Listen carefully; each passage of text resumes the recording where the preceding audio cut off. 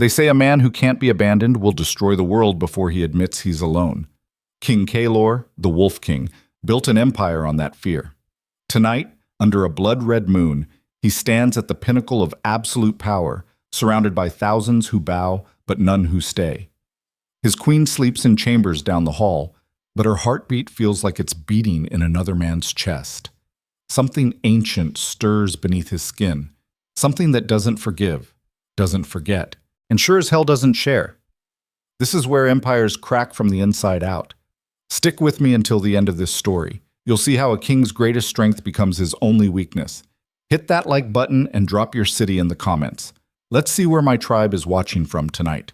Boish! The throne room stank of wet stone and old blood. Kalor stood at the base of his iron seat, massive hands gripping the armrests that had been forged from the swords of his enemies. The metal was cold, even through his leather gloves. Outside, thunder rolled across the mountains like war drums, and inside, 47 lords and advisors pretended not to notice that their king hadn't sat down in 3 hours. His wolf was close tonight, too close. It lived under his ribs like a second heart, pounding against bone, wanting out. The curse had been with him so long, he'd almost forgotten what it felt like to be just a man. Almost. On nights like this, when the moon hung fat and red above the castle spires, the wolf didn't ask permission. It took. Kalor's jaw clenched hard enough to crack teeth. Across the hall, his chief advisor Morvain cleared his throat. The sound was careful, calculated. Everything Morvain did was calculated. That's what made him useful and deeply untrustworthy in equal measure. Morvain said, "Your Majesty, the northern clans are asking about the spring treaties again." Kalor didn't look at him. "Tell them what I told them last spring. Pay the tithe or burn." The lord shifted. Leather creaked. Someone coughed. Morvain's voice stayed smooth. "Of course, sire, but there's also the matter of the Queen's absence from tonight's council." The room went still. Kalor turned his head slowly, and every man in that hall felt the weight of it. His eyes had gone amber at the edges. Not much, just enough to remind them what lived inside their king. He said, "My queen is resting. She's not required at military councils." Morvain bowed his head, but his lips twitched. "Of course, Your Majesty. Forgive my presumption." Kalor knew that look. He'd seen it on men's faces right before they made a move they thought was clever, right before he had to remind them what happened to clever men in his kingdom. He released the throne and walked down the center aisle. His boots hit stone with the rhythm of a heartbeat, slow, heavy. The lords parted like water. When he reached Morvain, he stopped. Up close, Morvain smelled like parchment and fear poorly hidden under expensive oils. Kalor could hear the man's pulse hammering in his throat, could taste the sweat beating at his hairline. Kalor said quietly, "If you have something to say about my queen, say it now, while I'm still asking." Morvain's smile died. He swallowed. Then he said, "No, sire. Nothing at all." Kalor held his gaze for 3 more seconds, long enough to see the man's pupils dilate, long enough to let the wolf press against the surface and let Morvain see what was looking back at him. Then Kalor walked out. The corridor beyond the throne room was darker, colder. Torches burned in iron sconces, throwing shadows that moved like living things against the stone. Kalor's breath came hard and fast. His hands were shaking. Not from fear, never from fear, from the effort of holding himself together. The wolf wanted blood tonight, wanted to tear through the castle until it found what was wrong, what was different, what had changed. Because something had changed. Kalor could feel it in his bones the same way animals feel earthquakes before they hit. Lysara, his queen, his wife, his curse. She'd been distant for weeks now, months, if he was honest. And Kalor was always honest with himself, even when it hurt. Especially when it hurt. That's what separated kings from corpses. The ability to look directly at the thing that would kill you and not blink first. He moved through the castle like a shadow, taking the back passages that servants used. He didn't want to be seen right now, didn't trust what his face might show. The curse had rules. It always had rules. You didn't get power like his without paying a price, and the price for being unkillable, for being able to shift into something that could rip through armies, for being the kind of king that men feared in their sleep. That price was simple: loyalty for loyalty, love for love, betrayal for destruction. The witch who'd bound him hadn't explained it in those words. She'd said something cryptic about hearts and bonds and the cost of possession. But Kaelor had figured it out over the years. As long as Lysera stayed true, the wolf stayed controlled, leashed, useful. But if she strayed... He stopped outside her chambers. The door was heavy oak reinforced with iron. His door, his lock, his wife behind it. He pressed his palm against the wood and closed his eyes. Inside he could hear her breathing, slow and steady. She was awake. He could also hear her heartbeat, and that's what made his chest tighten. It was too fast. Not the rhythm of someone resting, the rhythm of someone waiting. Kaelor's hand dropped to the latch. Then he heard it. Footsteps. Light. Quick. Moving away from the door on the other side. A window opening. The rustle of fabric. And then, nothing. His hand was through the door before he'd decided to move. Wood splintered. Iron bent. The lock shattered, and he was inside with the wolf so close to the surface that his vision had gone sharp and golden at the edges. The room was empty. Lysera's bed was unmade.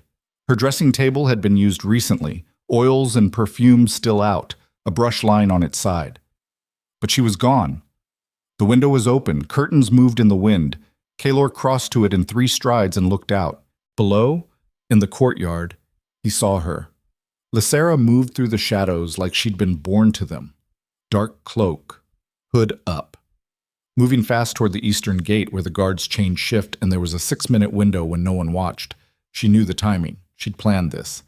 Kaelor's hands gripped the windowsill hard enough that stone cracked under his fingers. The wolf surged, his spine arched, his teeth lengthened. For a moment, just a moment, he almost let it take him, almost let himself fall out that window and chase her down like prey. But he didn't, because he needed to know where she was going, who she was meeting, why. He forced the shift back down with a snarl that came out half human, half animal. His shoulders heaved. Sweat ran down his spine. When he could breathe again without growling, he turned and walked out of her room. Morvain was waiting in the hallway. Of course he was. The advisor's expression was carefully neutral, but his eyes gleamed. He said, "Your Majesty, I heard a noise. Where does she go?" Kaelor's voice came out rough, raw. Morvain blinked. "I'm sorry?" Kaelor crossed the distance between them and grabbed Morvain by the front of his robes, lifted him off his feet, slammed him against the wall hard enough to knock breath out of lungs. He said, "Don't play stupid with me. You knew she was gone. You knew before I did. So I'll ask you one more time, and if you lie to me, I'll rip your throat out with my teeth and blame it on the curse. Where does she go?" Morvain's face had gone white. His hands came up, not to fight, but to placate. He gasped. The forest. The old hunting path. She meets someone there. Who? A man. I don't know his name. I swear it, sire. I only know because one of the gate guards saw her and reported it to me. I was going to tell you. When? Kaelor's grip tightened. After she'd already slit my throat in my sleep? No, Morvain choked. I swear. I was waiting for proof, for evidence. I didn't want to bring you rumors. Kaelor held him there for another beat. Then he dropped him. Morvain hit the floor gasping. Kaelor said, "You have 1 hour to find out who he is. If you don't, I'll assume you're part of it." He walked away before Morvain could answer. The eastern forest was 3 miles from the castle. Kaelor took a horse because it was faster than running, and he needed the time to think, needed to breathe, needed to not let the wolf take over before he understood what he was walking into. The night air was cold and tasted like rain. The blood moon lit his path in shades of red and black. Around him the forest pressed close, ancient trees with roots that went down to the bones of the earth. This was his land, his kingdom. He'd bled for every inch of it, and somewhere in these trees his wife was betraying him. The thought should have made him angry, should have made the wolf rage. Instead, it made him feel something worse, hollow, because part of him had known, had felt it, had seen the way she looked at him lately, or didn't look at him, the way she flinched when he touched her, the way her smiles never reached her eyes anymore. He told himself it was the curse, the weight of being married to a monster, the strain of living in a kingdom built on violence. But maybe it was simpler than that. Maybe she just didn't love him anymore. Maybe she never had. The horse's hooves were loud on the forest path. Too loud. Kaylor dismounted and tied the reins to a low branch. From here, he'd go on foot. Quieter. Closer to the wolf. He let the shift begin. Not all the way, just enough. His senses sharpened. His hearing opened up. The world became scent and sound and movement. He could smell her now. Lysara's perfume, jasmine and smoke. And underneath it, something else. Something male. Sweat and steel and the particular musk of a man who lived rough. A warrior. Kaylor's lip curled back from teeth that were already too sharp. He moved through the trees like smoke. Silent, controlled, every step deliberate. Ahead, he heard voices. He stopped behind a massive oak and listened. Lysara said, "You're late." The man's voice was deep, rough-edged. Had to make sure I wasn't followed. "Your husband's not exactly trusting these days." Lysara laughed, but there was no humor in it. "He's never been trusting. That's not new." "Then why take the risk? Why keep meeting me?" Silence. Then Lysara said quietly, "Because you're the only one who knows how to break it." "Break what?" "The curse." Kaylor's breath stopped. The man, Drennick, Kaylor's mind supplied, because he'd heard that voice before in reports from the northern borders. A rogue warrior who'd killed 3 of his captains and disappeared into the wild. Drennick said, "I told you, there's only one way. You have to kill the source." "I can't kill him," Lysara's voice cracked. "You don't understand what he is, then you stay bound to him forever." Drennick's tone was flat. "That's the choice. Freedom or captivity. You decide." Another silence. Then Lysara said, "There has to be another way." "There isn't. I've talked to every witch, every blood mage, every cursed bastard still breathing in this kingdom. They all say the same thing. The bond only breaks when the host dies. And your dear husband made sure he's damn near immortal." Kaylor's hands were shaking, not from the wolf, from something deeper, something that felt like the ground opening up beneath his feet. She wasn't leaving him for another man. She was trying to kill him. No, trying to free herself. From him. From the curse he'd put on her. The curse he didn't even remember placing. His mind raced backward through years. Through the night he'd married her. The blood ritual. The binding ceremony that was supposed to tie their lives together, make them unbreakable as a pair. He'd thought it was love. She'd been screaming. The memory hit him like a fist. He'd buried it, locked it away. Told himself she'd been overwhelmed, emotional, afraid of the responsibility. But now, standing in the dark with her voice in his ears talking about breaking free, he remembered. She hadn't wanted it. Any of it. He'd taken her, bound her, made her his queen, not through choice, but through magic that turned her will into chains. And then he'd forgotten. Because that's what the curse did. It made the captor forget.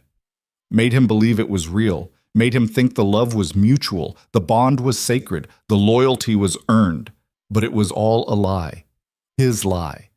Ahead, Lysara said, "I need more time." Drennick said, "You don't have more time. The bond is killing you. I can see it. You're thinner, weaker. Every day you stay tied to him, you fade a little more." "I know." "Then make the choice." Kaylor stepped out from behind the tree. Both of them froze. Lysara's face went white. Drennick's hand dropped to his sword. Kaylor said quietly, "No need for that. I'm not here to fight." His voice didn't sound like his own. It sounded distant, hollow. Lysara took a step back. "Kaylor, He held up a hand. "Don't, just don't." He looked at her, really looked at her, saw the dark circles under her eyes. The way her hands trembled, the way she stood like someone ready to run or collapse, whichever came first. He said, "How long have you been dying?" Her breath hitched. "Since the beginning, since our wedding." She nodded. Kaylor's chest felt like it was caving in. He said, "Why didn't you tell me?" Lysara's laugh was broken.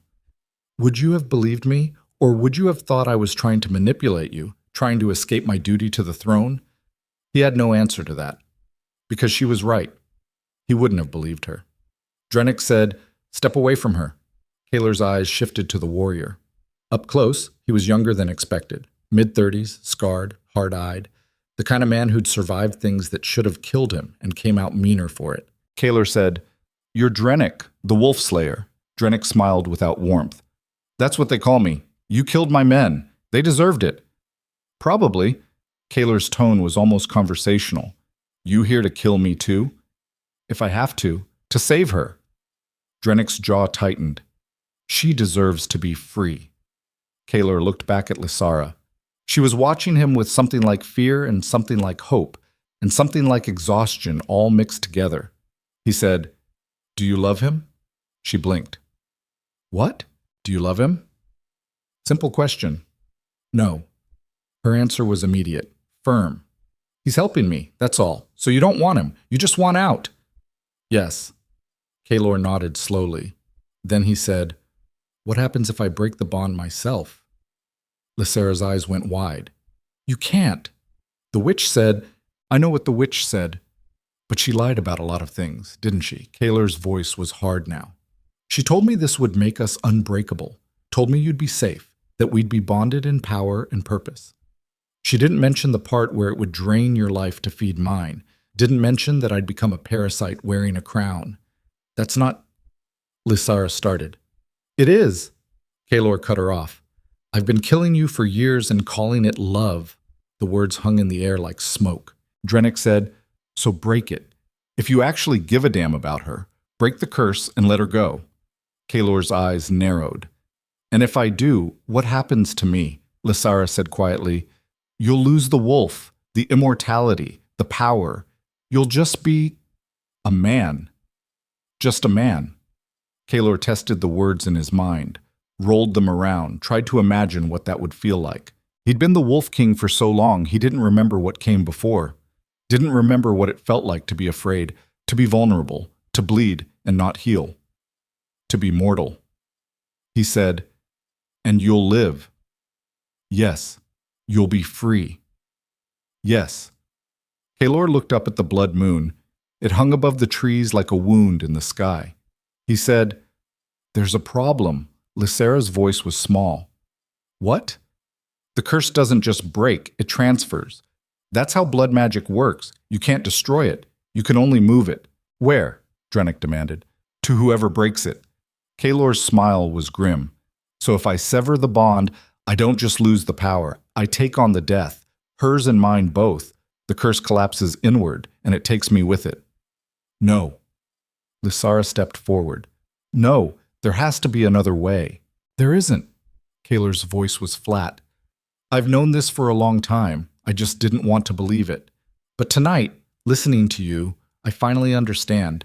This was never about love. It was about control. About making sure I'd never be abandoned again."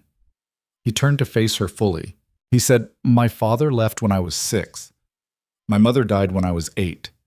Every person I ever trusted either betrayed me or died.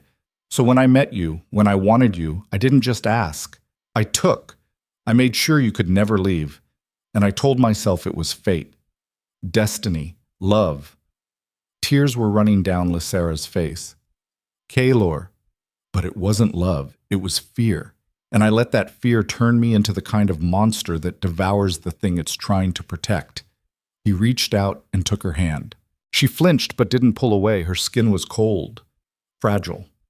He said, "I'm sorry." Lysara's voice broke. "Don't. I'm sorry I stole your life. I'm sorry I made you a prisoner in a palace and called it a throne. I'm sorry I loved you so hard it started killing you. Stop." She was sobbing now. "Please stop." Kaler squeezed her hand gently. Then he let go. He said, "Drennick." The warrior's hand was still on his sword. "What?" "When this is done, you take her north, far from here. Change her name, give her a life that's hers." Drennick's eyes narrowed. "What are you talking about?" Kaler smiled. It was tired. "Final. I'm talking about breaking the curse." Lysara grabbed his arm. "No, you'll die." "Yes." His tone was matter of fact. "But you'll live. And isn't that the point? Not like this. Not for me. Especially for you." Kaler covered her hand with his. "You said it yourself. I'm a monster, and monsters don't get happy endings. But maybe we get one good choice before the end. Maybe we get to decide who we save before we burn. Lysera was shaking her head. There has to be another way. Please, we'll find another way. There isn't, and we both know it. He turned to Drennick. In 3 days, the curse will break. When it does, this kingdom will tear itself apart looking for someone to blame. Take her before that happens. Drennick said nothing for a long moment. Then he nodded once. Kaler looked back at Lysera. Her face was streaked with tears. Her eyes were desperate. He said, I'm sorry I couldn't be the man you deserved, but maybe I can be the king who sets you free. Then he stepped back. The wolf was already rising. He could feel it in his blood, in his bones. The curse was reacting to his intent. It knew what he was about to do. And it was fighting back. His spine arched, his hands curled into claws. Pain shot through every nerve like lightning. Lysera screamed his name. Drennick drew his sword. And Kaler threw his head back and roared. The sound that came out wasn't human. It was the howl of something ancient and furious and utterly betrayed. The trees shook. The ground trembled. And somewhere deep in the castle, Morvain smiled, because he'd been waiting for this moment for a very long time. The transformation took Kaler hard and fast. His body bent and broke and reformed in ways that should have killed him, but never did. Fur erupted from skin. Bones lengthened and twisted. His jaw distended, teeth growing into fangs meant for ripping, tearing, ending. The wolf was here, and it was done pretending to be controlled. Lysera stumbled backward. Drennick stepped in front of her, sword raised, but his hands were shaking, because standing before them wasn't just a shifted man. It was something else entirely. The curse made manifest, 10 feet of muscle and rage and ancient magic given fur and fang, eyes that burned gold and red in the moonlight, a growl that sounded like thunder trapped in a throat. This was what Kaler had been holding back. This was what lived beneath the crown. The Wolf King. Drennick said, "Run." Lysera didn't move.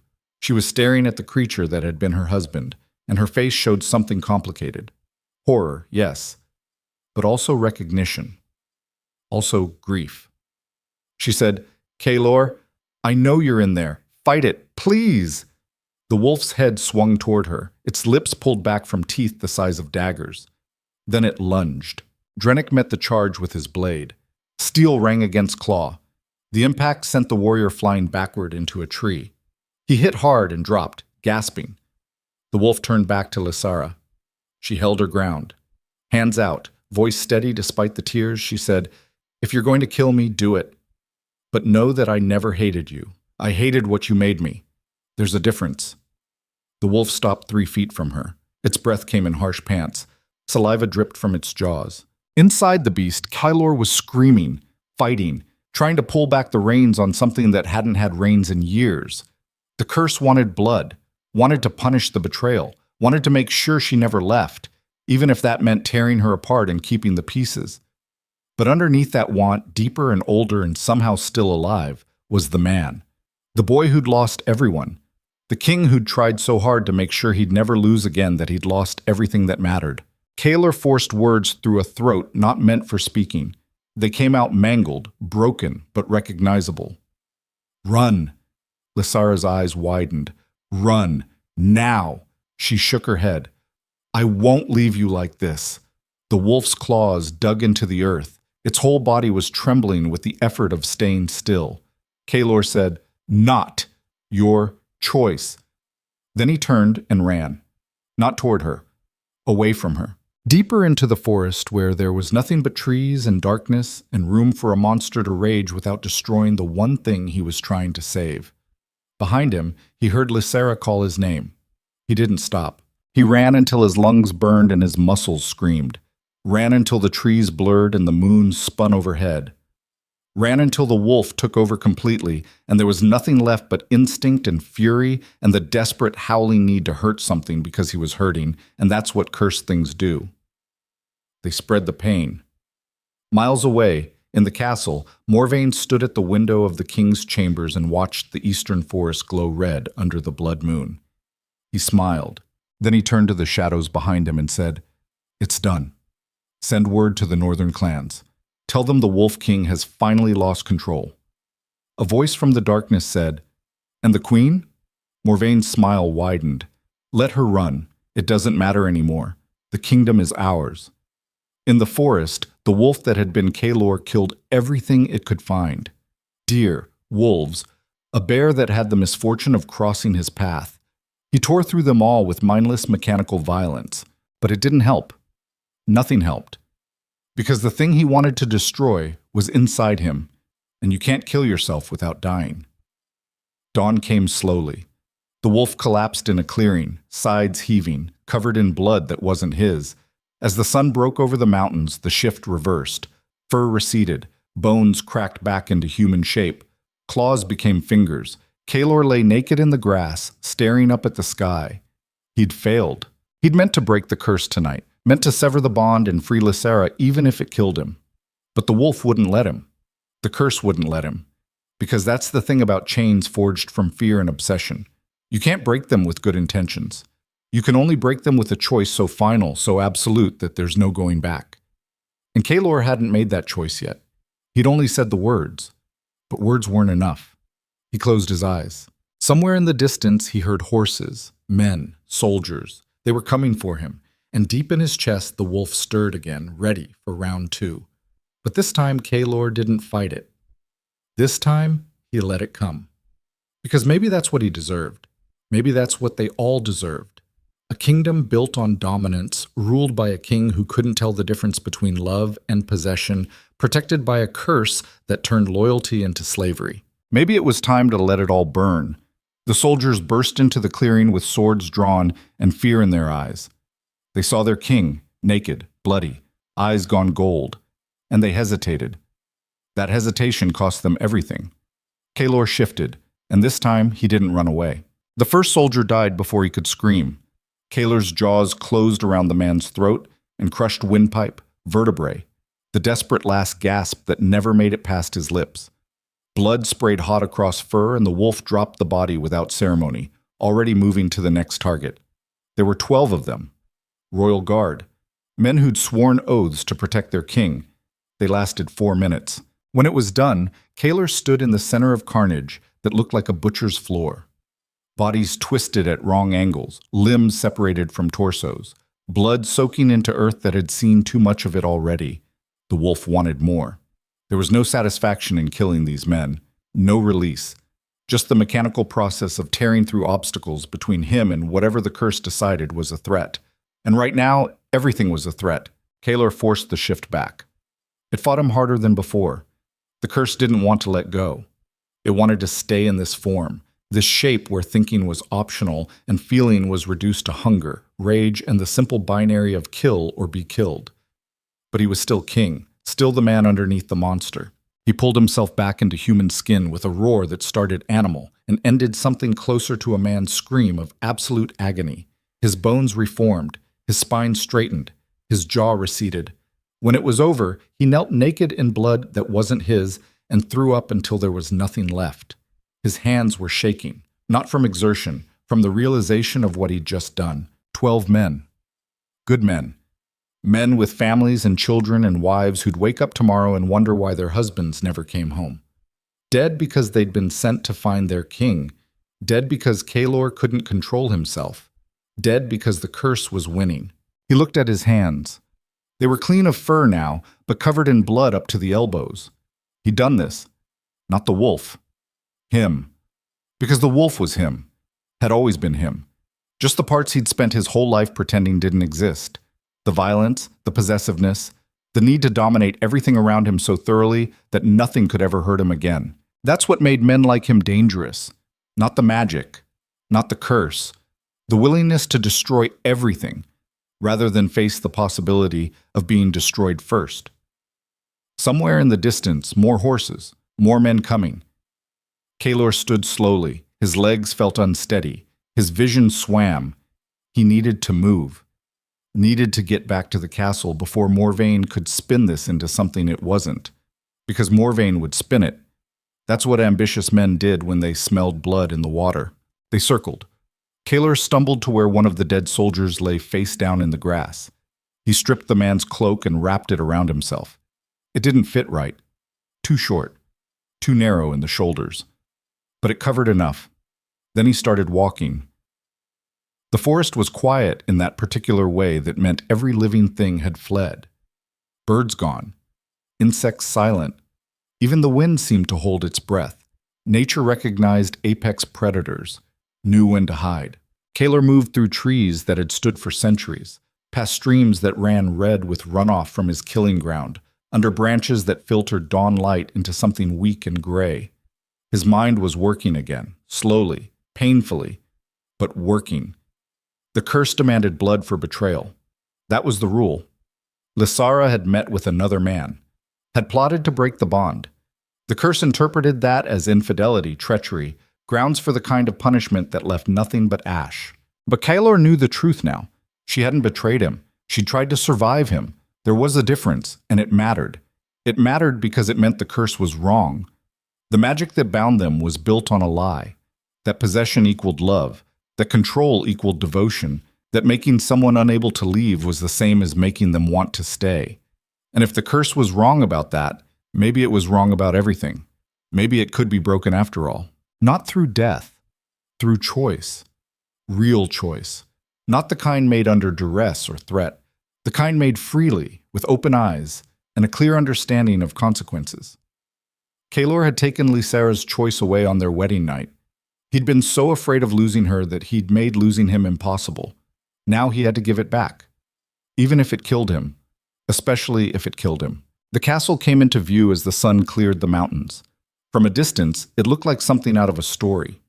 Tall spires, stone walls, banners flying the wolf's head sigil in black and red. Up close, it looked like what it was. A fortress built to keep enemies out and subjects in. Kaelor approached from the south gate. The guards saw him coming and their faces went pale. One of them actually took a step back. He said, "Open the gate." His voice came out hoarse, raw, but it was still a king's voice. The guards scrambled to obey. Inside, the courtyard was chaos, soldiers running, servants whispering. Advisors clustered in tight groups with expressions that ranged from terrified to calculating. Morvain stood on the steps leading to the main hall. He was dressed in formal robes, black and silver, expensive fabric that caught the light. He looked like a man preparing for a funeral, or a coronation. Kaelor walked toward him. Every step hurt. His body was healing from the forced shifts, but healing took time and energy he didn't have. Morvain's expression was carefully neutral. "Your Majesty, thank the gods you're safe. When you didn't return last night, we feared the worst. Where's the queen?" Morvain blinked. "The queen is in her chambers, under guard. For her own protection, of course." "Of course." Kaelor's tone was flat. "And the 12 men I killed in the eastern forest. Who sent them?" A pause. Then Morvain said, "I did, sire. When you disappeared, I feared for your safety. I sent a patrol to search for you. You sent them to kill me." Morvain's face showed shock. Perfectly performed. Utterly false. "Your Majesty, I would never—" "Stop!" Kaelor climbed the steps until they were eye to eye. "I can smell a liar, Morvain. Always could. You reek of ambition and rot. So let's skip the part where you pretend to be loyal and get to the part where you tell me what you want." Morvain's mask slipped, just for a second. But it was enough. He said quietly, "I want what's best for the kingdom, and you think that's you. I think it's not a king who slaughters his own men in a forest because he can't control his curse." The words hung between them like a blade. Around the courtyard, conversation stopped. Everyone was listening now, watching. Kaelor said, "You're making a play, right here, right now, in front of witnesses." Morvain smiled. It was thin and cold. "I'm stating facts, Your Majesty. You're unstable. The curse is consuming you. Last night proved it. How long before you lose control inside these walls? How many innocents die before we admit the truth? And what truth is that? That you're no longer fit to rule." The courtyard went dead silent. This was it. The moment Morvain had been building toward. The speech he'd rehearsed in mirrors and tested on allies late at night when the king wasn't listening. This was a coup dressed in concern. Kaelor looked around at the faces watching him. Soldiers, servants, lords. None of them met his eyes. They were waiting to see which way the wind blew before committing.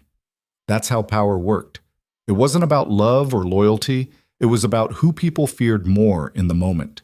And right now, covered in blood, fresh from killing 12 men, Kaelor looked like something to fear. But Morvain looked like salvation. Kaelor turned back to his advisor. He said, "You want the throne. I want stability." Same thing. Kaelor's smile had no warmth in it. "But you're forgetting something." "What's that?" "I'm still here, still alive, still king. And until I'm dead, this crown stays on my head. You want it, you'll have to take it." Morvain's expression hardened. "If that's how it has to be." He raised his hand. From the ramparts, archers appeared, 20 of them, arrows nocked, aimed at Kaelor. Kaelor looked up at them, then back at Morvain. He said, "You've been planning this for months, years actually." Morvain's voice was almost apologetic. "You're a great warrior, sire, a fearsome king, but you're also a man drowning in a curse you don't understand, married to a woman you've imprisoned, ruling a kingdom that's terrified of you.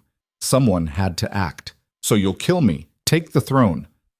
And what? Free Lysera out of the goodness of your heart?" Morvain's smile returned.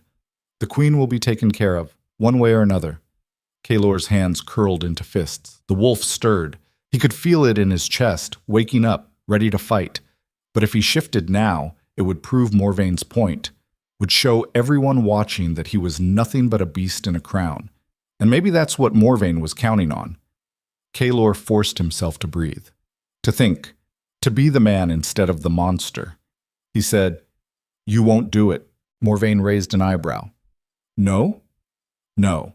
Because if you kill me here, in front of witnesses, you're just a traitor, a murderer. The other kingdoms will smell blood and attack before you can consolidate power. You need me to either abdicate willingly or die in a way that makes you look like a hero." Morvain's expression didn't change, but his eyes flickered. "Just slightly," Kaelor pressed. "That's why you sent men to the forest. You were hoping I'd kill them, hoping I'd prove I was too dangerous to rule. And I gave you exactly what you wanted, didn't I? You gave yourself what you wanted, Your Majesty. I just made sure people saw it." "Clever." Kaelor nodded slowly. "But you made one mistake." "What's that?" "You assumed I'd fight to keep the throne." Morvain frowned. Kaelor looked around the courtyard one more time, at the soldiers who wouldn't meet his eyes, at the advisors who'd sold him out for promises of position in the new regime, at the castle he'd bled for, killed for, built into an empire that now wanted him gone. He said, "I abdicate." The words fell like stones. Morvain's face went blank. "What?" "You want the throne, it's yours. I abdicate. Effective immediately. You can't—" "I just did." Kaelor pulled the iron circlet from his head. It was simple, unadorned, practical. The kind of crown a warrior wore, not a ceremonial king. He tossed it to Morvain. The advisor caught it reflexively, staring at it like it might be a snake. Kaelor said, "Congratulations, Your Majesty. The kingdom is yours. All the backstabbing, all the scheming, all the years of waiting. It worked. You win." Morvain looked up. His face was unreadable. "This is a trick. No trick. I'm done. You were right about one thing. I am drowning, and I'm tired of taking everyone else down with me." Kaelor started walking, not toward the throne room, toward the dungeons. Morvain called after him. "Where are you going?" "To free my wife. Since I'm no longer king, the bond should break. Magic doesn't recognize abdication the same way it recognizes death, but intent matters. And my intent is to let her go. You can't just walk away. Watch me." The guards at the dungeon entrance looked confused. One of them said, "Sire, the queen isn't in the dungeons. She's in her chambers." Kaelor stopped. "Then where—" "Lord Morvain ordered her moved this morning. For her protection." Kaelor's blood went cold. He turned slowly. Morvain was still standing on the steps, crown in hand, surrounded by soldiers. His expression had shifted from shock to something harder, more calculating. Kaelor said, "Where is she?" Morvain weighed the crown in his palm. He said, "Somewhere safe.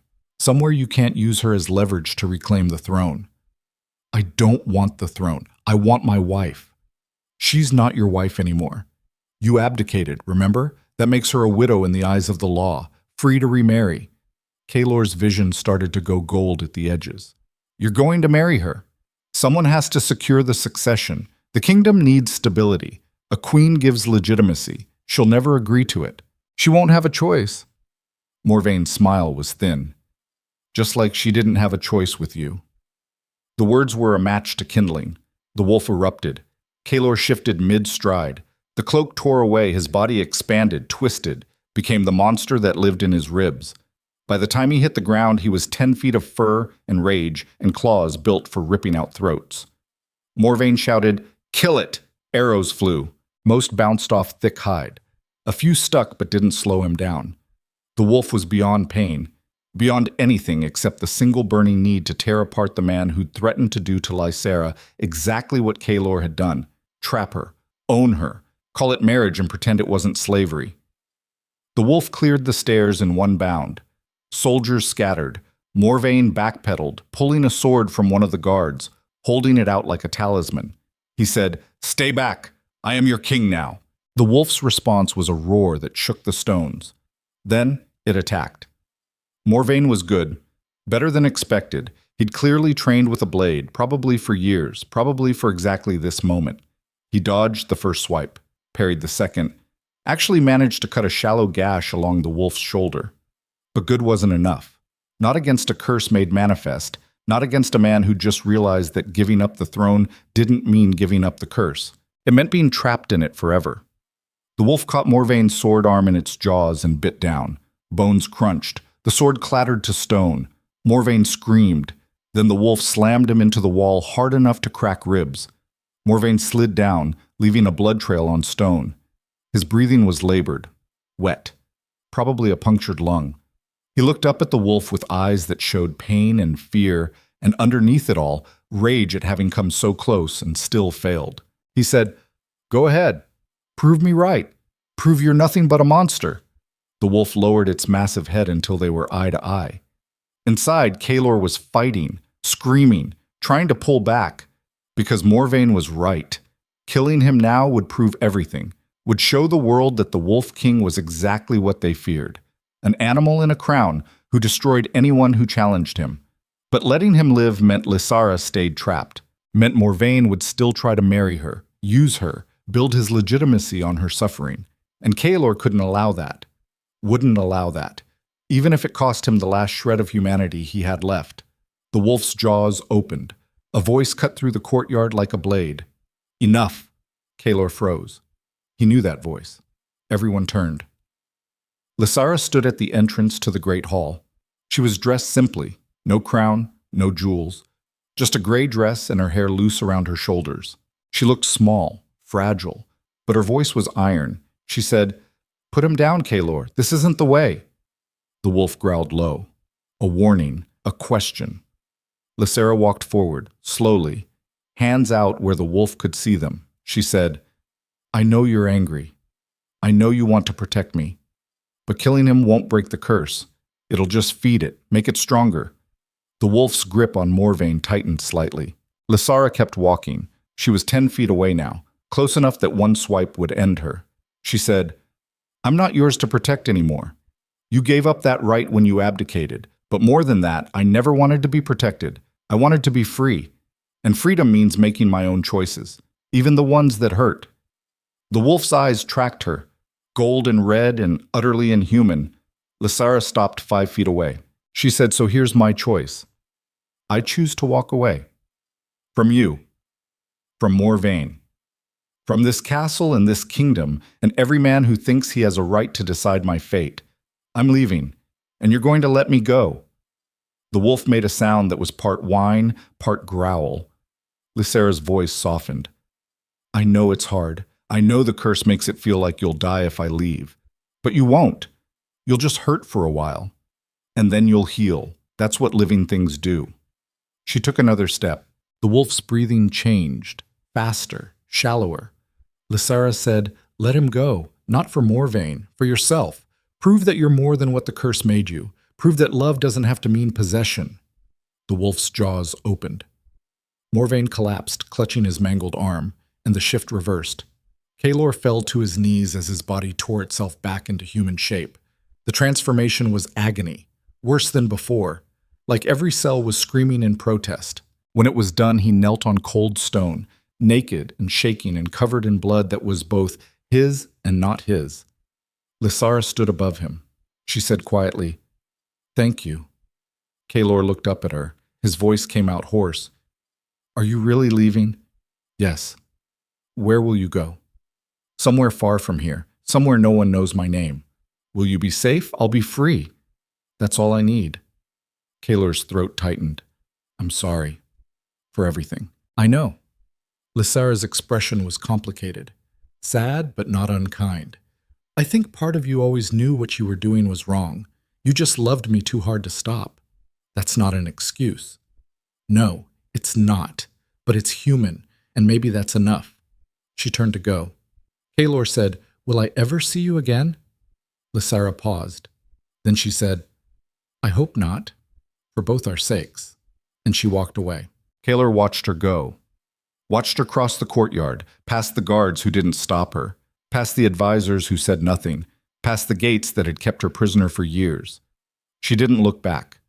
And Kaelor didn't call her name, because some kinds of love mean letting go even when every instinct screams to hold tighter. Behind him, Morvain was being helped to his feet by guards. His face was pale from blood loss, but his eyes were calculating. He said, "This isn't over." Kaelor stood. Someone had thrown a cloak over him. He pulled it closed and turned to face the man who tried to take his throne. He said, "You're right. It's not. You wanted to be king. Fine. Be king. Rule the kingdom. Make your plays. But know this. If you ever go after her, if you ever even think about using her for political gain, I will come back. And next time I won't stop at breaking your arm." Morvain's jaw tightened.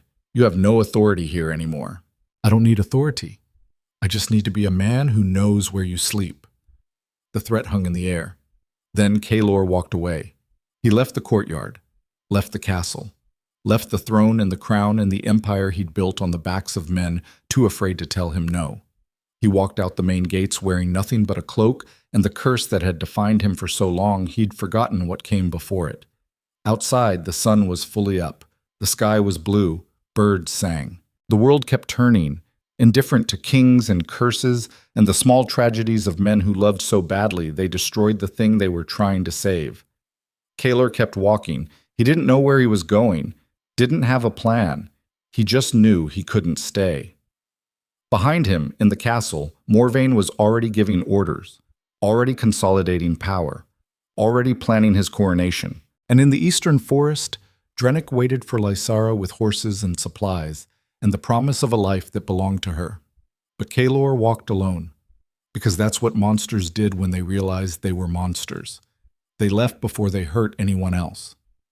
The road stretched ahead, empty, endless. And for the first time in years, Kaelor felt something that wasn't rage or possession or the desperate need to control.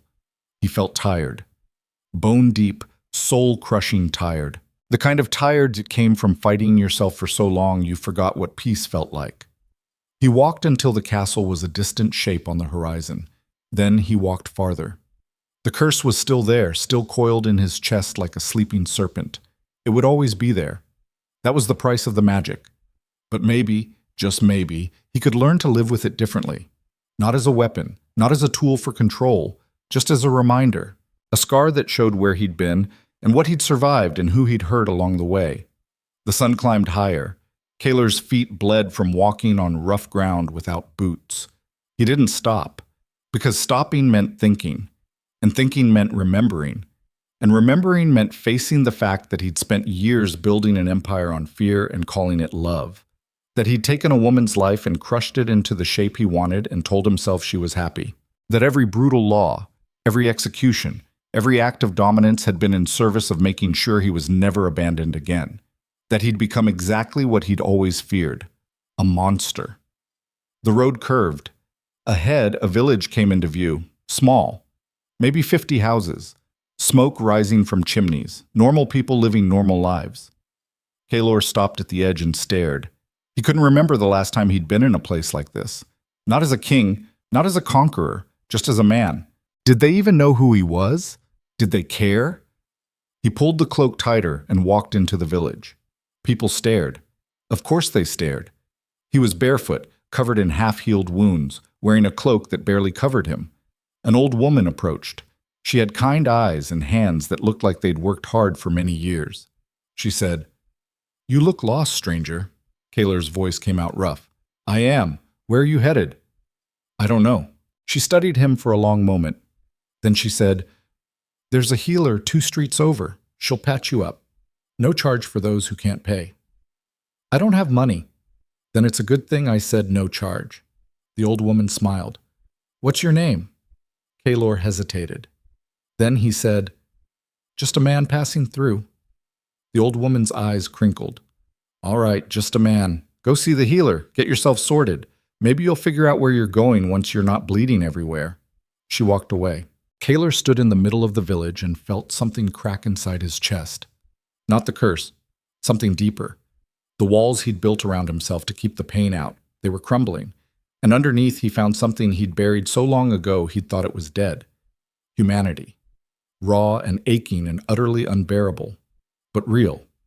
He walked to the healer's house, knocked on the door. When she answered, he said, "I need help." And for the first time in years, he meant it.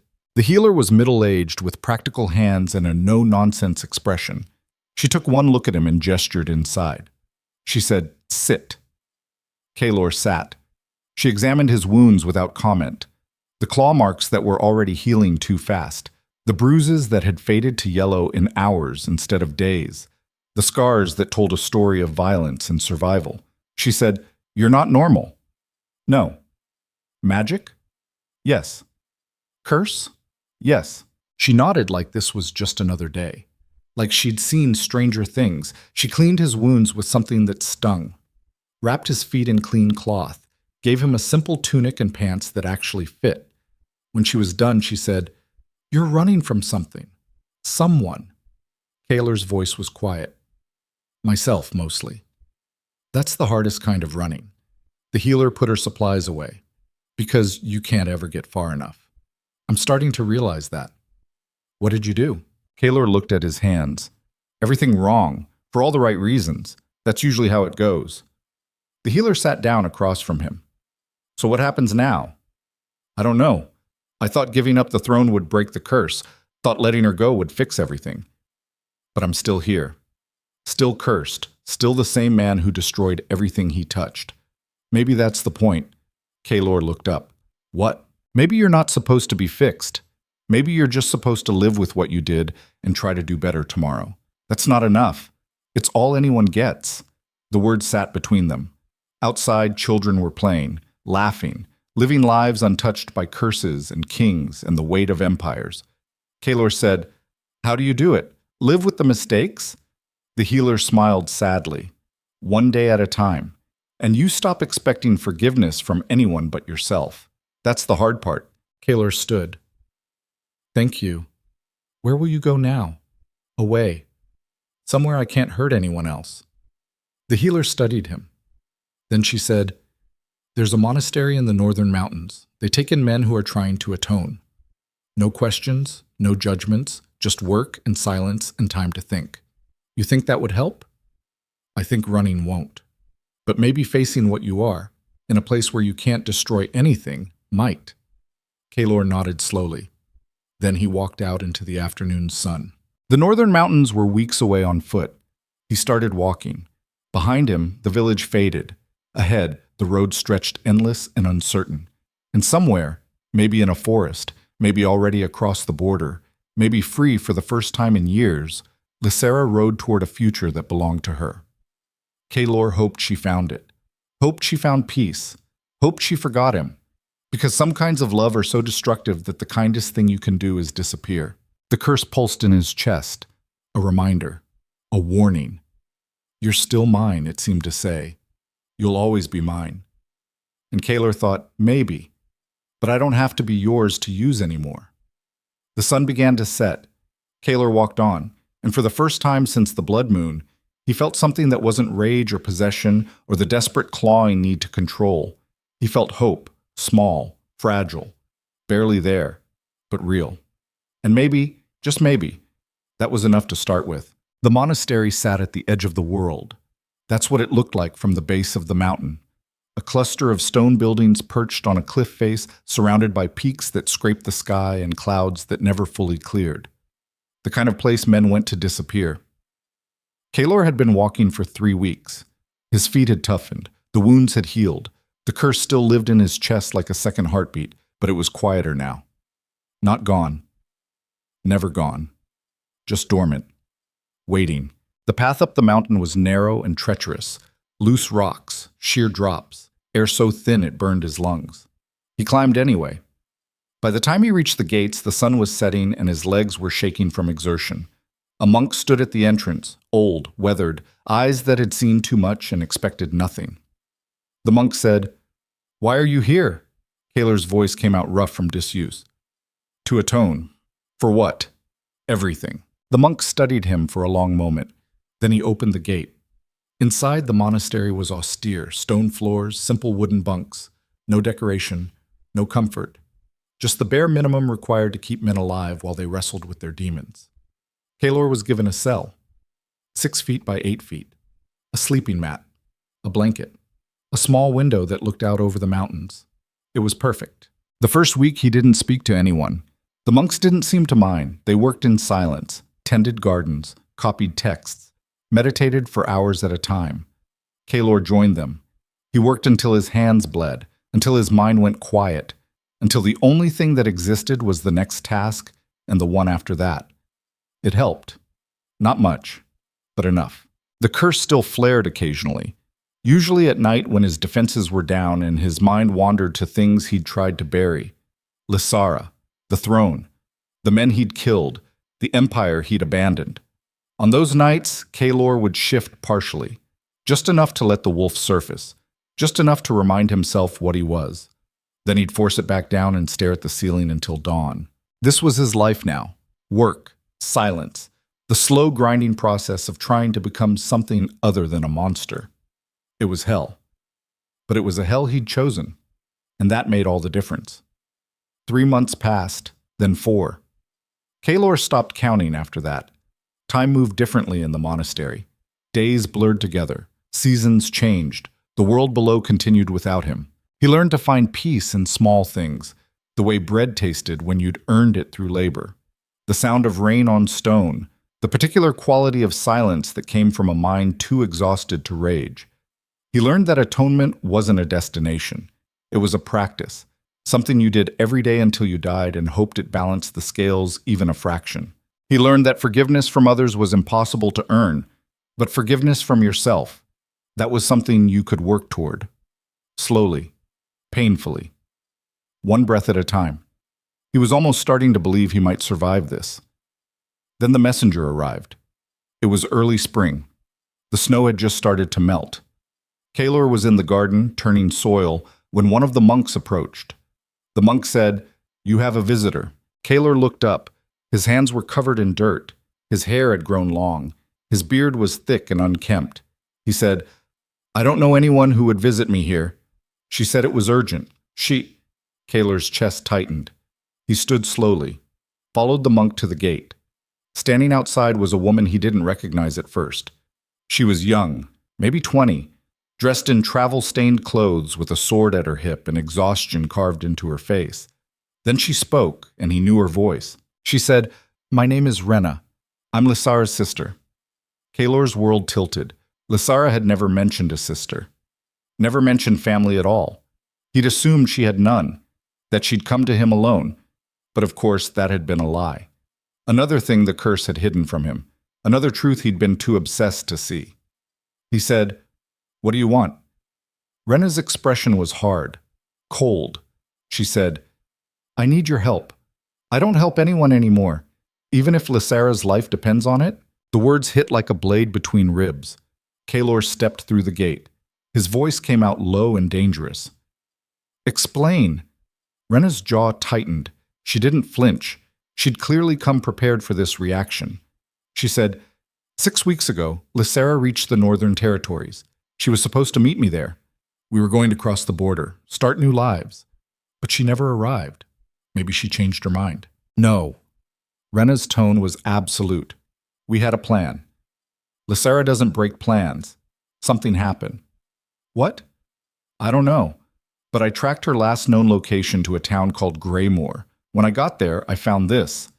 Rena pulled a piece of fabric from her pack.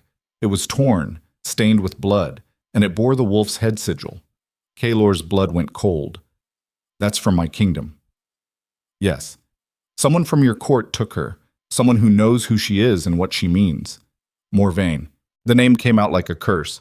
Rena said, "Is that the advisor who tried to take your throne?" Yes. Why would he take her? You already gave up the crown. She's no use to him now. Kaelor's mind was racing. He said, unless he's not trying to use her for legitimacy, unless he's trying to use her as bait. For what? For me.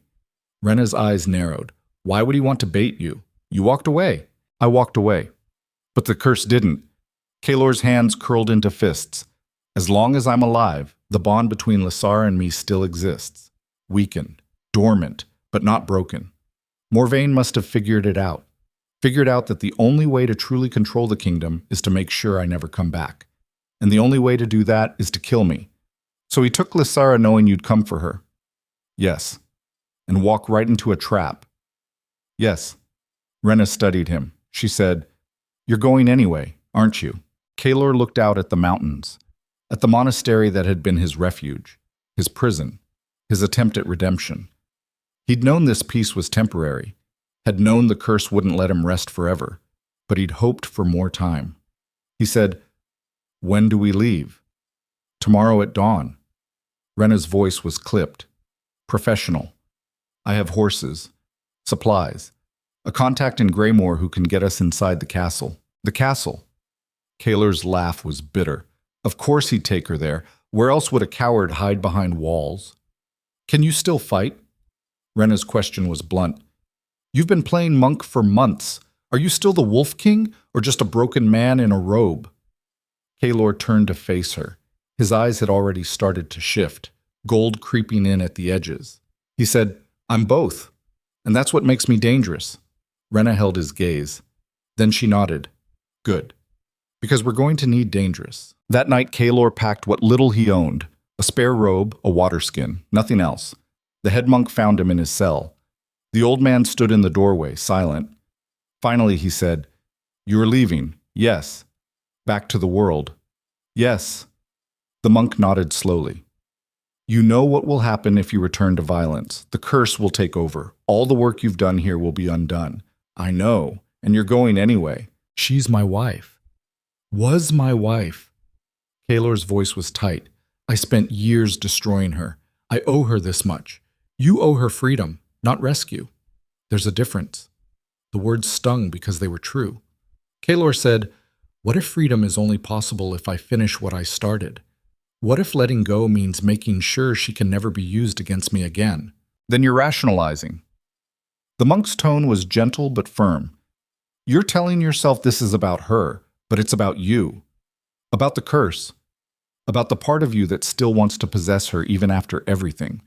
Kaelor's hands shook. "Maybe. But she's still in danger because of me. That part isn't rationalization. That's fact. So you'll ride into a trap, kill your enemies, probably die in the process, and call it atonement." Kaelor looked at the old monk. He said, "Do you have a better idea?" The monk was quiet for a long time. Then he said, "No. Just know that once you cross back into that world, you may not be able to leave it again. The curse feeds on violence, and you're about to give it a feast." "I know. Then go." The monk bowed slightly. "May you find what you're looking for." Kaelor bowed back. Then he walked out into the night. Rena was waiting with 2 horses. She'd packed light, efficient. This wasn't her first dangerous mission. As they rode down the mountain path, Kaelor said, "Tell me about your sister." Rena glanced at him. "What do you want to know?" "Everything I should have known when I married her." Rena's expression hardened. "You didn't ask. You just took." "I know." They rode in silence for a while. Then Rena said, "Lysara was the youngest of 4. Our parents died when she was 12. I raised her, taught her to survive, to fight, to never trust men who promised protection because protection always came with a price. And then I took her." "Yes." Rena's voice was flat. "You took her, bound her with magic she couldn't break, turned her into a trophy, and then you wondered why she tried to escape. Did she ever love me? Rena looked at him like he was an idiot. What do you think? The answer sat heavy in Kaylor's chest. He said, I think the curse made it impossible for her to feel anything real, made her loyalty a compulsion instead of a choice. That's half right. Rena's tone was sharp. The curse forced loyalty. But underneath, she hated you. Every day, every moment. She hated you so much it was eating her alive. Kaylor closed his eyes. Good. Good? Rena's voice rose. You think that's good? Better hate than nothing. Hate means she felt something real. Means the curse didn't erase her completely. Rena stared at him. Then she said quietly, You're more damaged than I thought. I know. They rode through the night. By dawn, they'd cleared the mountains and entered the lowlands. The terrain shifted from rock and ice to rolling hills and scattered forests. Familiar territory? Kaylor's homeland. The closer they got to Greymoor, the more the curse stirred. It recognized this place, recognized the scent of old battlegrounds and the weight of memories soaked into the soil. The wolf wanted out. Kaylor kept it leashed, barely. 3 days of hard riding brought them to the outskirts of Greymoor. The town sat in a valley, protected by low walls and a garrison of soldiers flying Morvaine's new banner. Black Wolf on a silver field, the same sigil Kaylor had used, but inverted, a deliberate insult. Rena said, My contact is a woman named Vesra. She works in the castle kitchens. She'll get us inside during the shift change tonight. And then what? Then we find Lysera and get out before Morvaine knows we were there. You think he'll let us walk away? Rena's smile was grim. I think he's expecting you to come in raging, full wolf, destroying everything. He's not expecting subtlety. He's also not wrong. Kaylor's voice was tight. The curse wants blood. Wants to tear through that castle until Morvaine's head is on a pike. Then don't let it. Rena's eyes were hard. You came here to save Lysera, not to prove you're still a monster. Remember the difference? Kaylor nodded, but inside the wolf was laughing, because they both knew how this would end. That night, they slipped into Greymoor under cover of darkness. Vesra met them at a servant's entrance. She was middle-aged, sharp-eyed, with the kind of face that had seen betrayal before and survived it. She said, The queen is in the eastern tower, 3rd floor, guarded by 6 men. The queen. Kaylor's voice was flat. So Morvaine married her. Yes. 3 weeks ago. Forced ceremony. She never consented. But the law recognizes it. Kaylor's vision started to go gold. Rena grabbed his arm. She hissed, Not yet. We get her out first, then you can rage. Kaylor forced breath through clenched teeth, led the way. Vesra took them through narrow passages that servants used, stone corridors lit by torches, the smell of old smoke and older fear. The castle was different than Kaylor remembered. Morvaine had redecorated, banners everywhere proclaiming his legitimacy, portraits of himself on walls. The throne room had been refurbished with gold and silk. It was grotesque, a parody of power performed by a man who'd never earned it. They reached the eastern tower without incident. Vesra pointed up a spiral staircase. She said, 3rd floor. The guards change at midnight. You'll have 10 minutes. What about exits? Window faces the courtyard. 50-foot drop. Vesra's tone was grim. Unless you can fly, you'll need another route. We'll improvise. Rena checked her weapons. Thank you. Vesra nodded and disappeared back into the shadows. Kaylor and Rena climbed the stairs, silent, controlled. At the 3rd floor landing, 6 guards stood watch. They looked bored, undisciplined, men who'd never fought a real battle.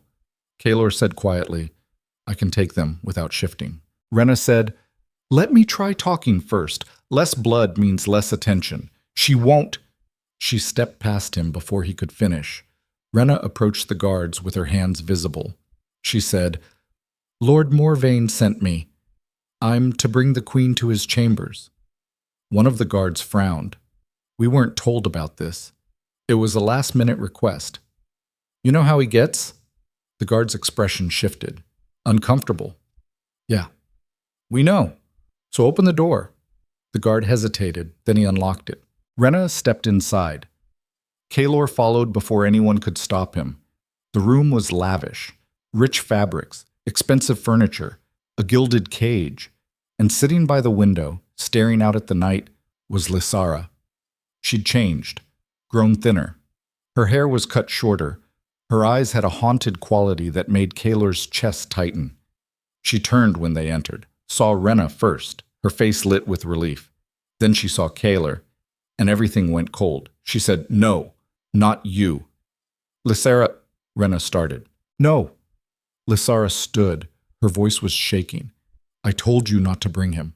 I told you I didn't want rescue if it meant seeing him again." "I had no choice." Rena's tone was gentle. "You're in danger, so let me die." Lysara's eyes were bright with tears. Better dead than back in his orbit. The words hit harder than any blade. Kaylor said quietly, "I'm not here to take you back. Then why are you here? To make sure you're free. Actually free. Not just running from one cage to another." "I was free." Lysara's voice cracked. "I was free until Morvaine's men found me. Until they dragged me back here and forced me into another binding I never wanted. I know, and I'm going to fix it." "You can't fix this."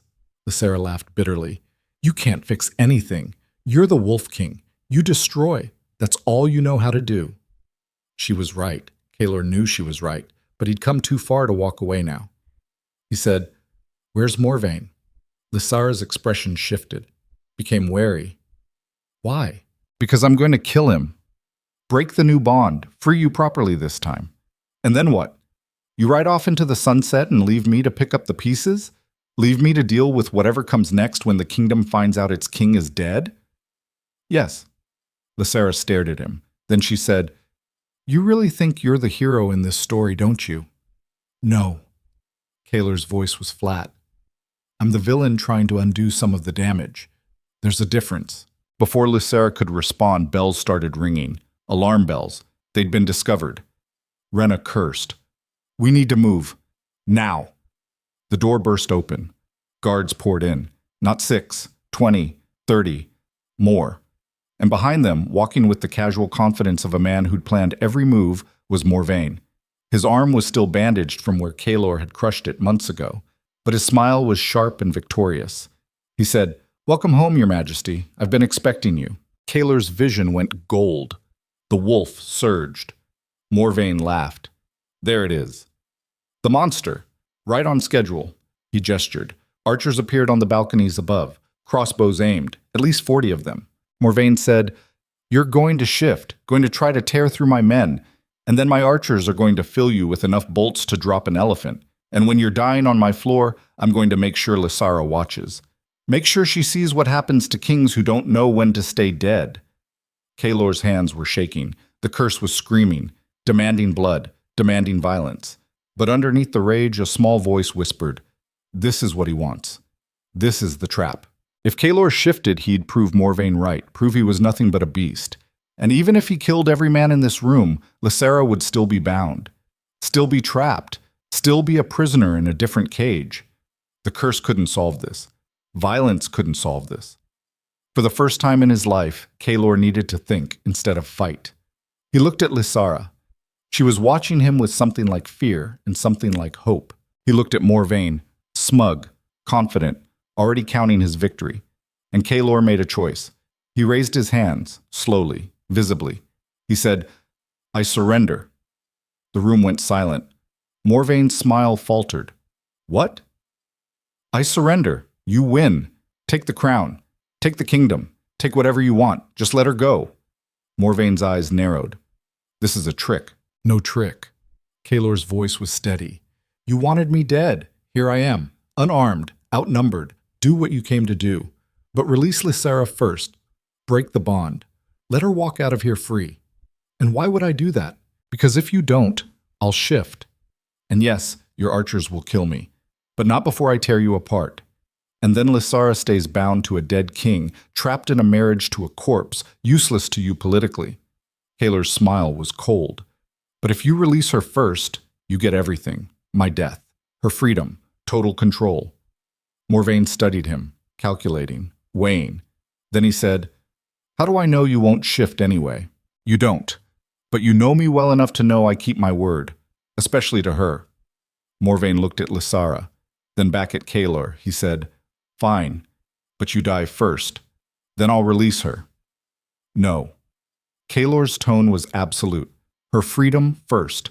My death second. Those are the terms." Morvain's jaw tightened. Then he pulled a knife from his belt. Ornate, ceremonial, the kind used in binding rituals. He walked to Lysara. She flinched but didn't move. Morvain said, "Give me your hand." Lysara looked at Kaelor. Her eyes were asking a question. Kaelor nodded. She extended her hand. Morvain cut her palm, then his own. Pressed them together and spoke words in a language older than the kingdom. The air shimmered. Magic crackled. The bond snapped. Lysara gasped, stumbled. Rena caught her. Morvain said, "Done. She's free. Now your turn." Kaelor closed his eyes. The curse was howling, raging, screaming that this was wrong, that he was giving up, that real kings didn't surrender. But Kaelor wasn't a king anymore. He was just a man trying to fix what he'd broken.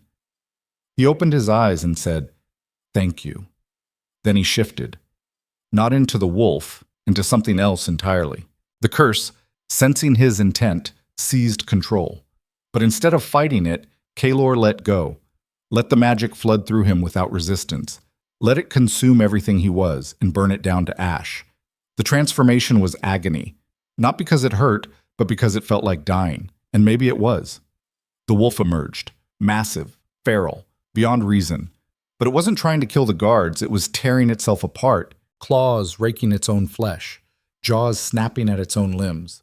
The curse turning inward, devouring the host it had lived in for so long. Morvain shouted something. The archers fired. Bolts hit fur and muscle. Dozens of them. Hundreds. The wolf collapsed. And as it fell, as the light faded from its eyes, Kaelor's last thought was simple. She's free. Finally free. And that was enough. The wolf hit the ground and didn't move.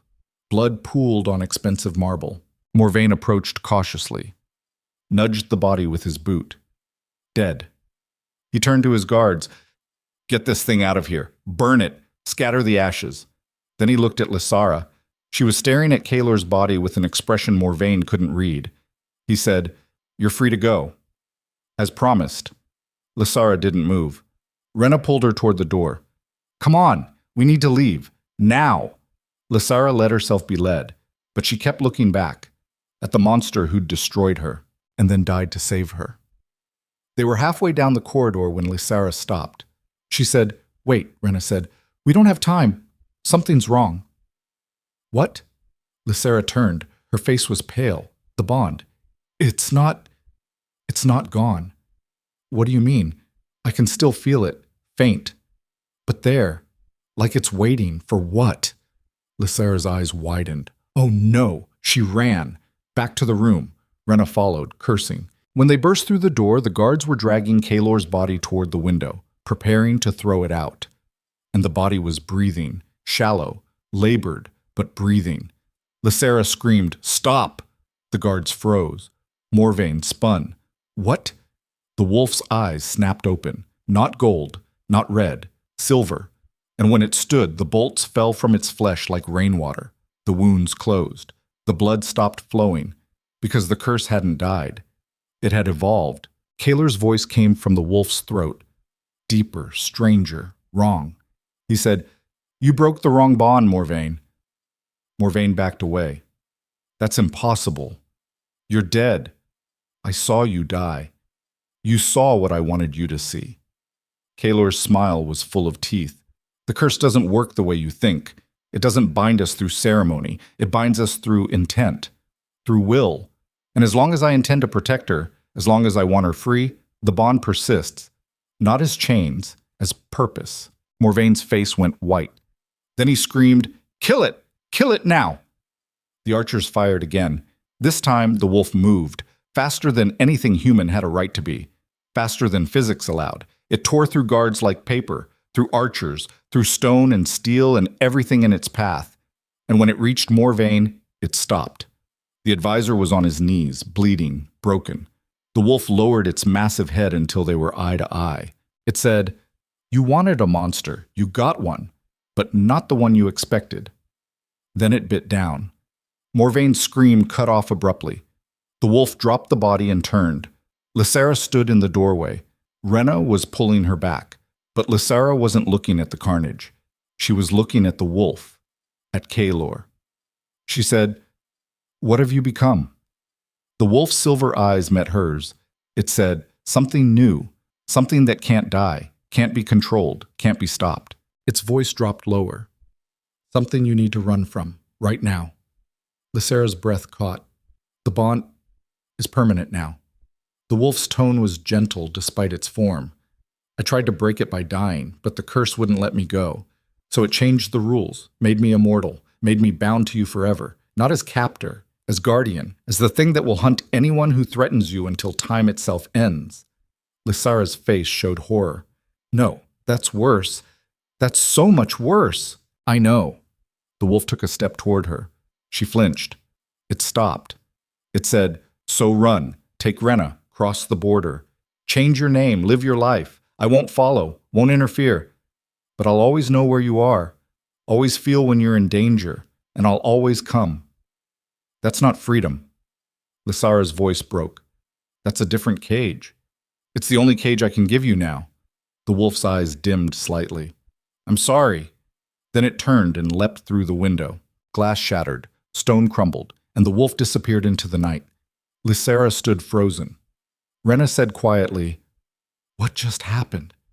Lysera's hands were shaking. She said, "He found a way to make the curse worse, found a way to be bound to me forever without trapping me directly." "That's—" Rena struggled for words. "That's insane. That's Kaelor." Lysera's laugh was broken. "He can't stop being obsessed. He just changed the shape of the obsession. So what do?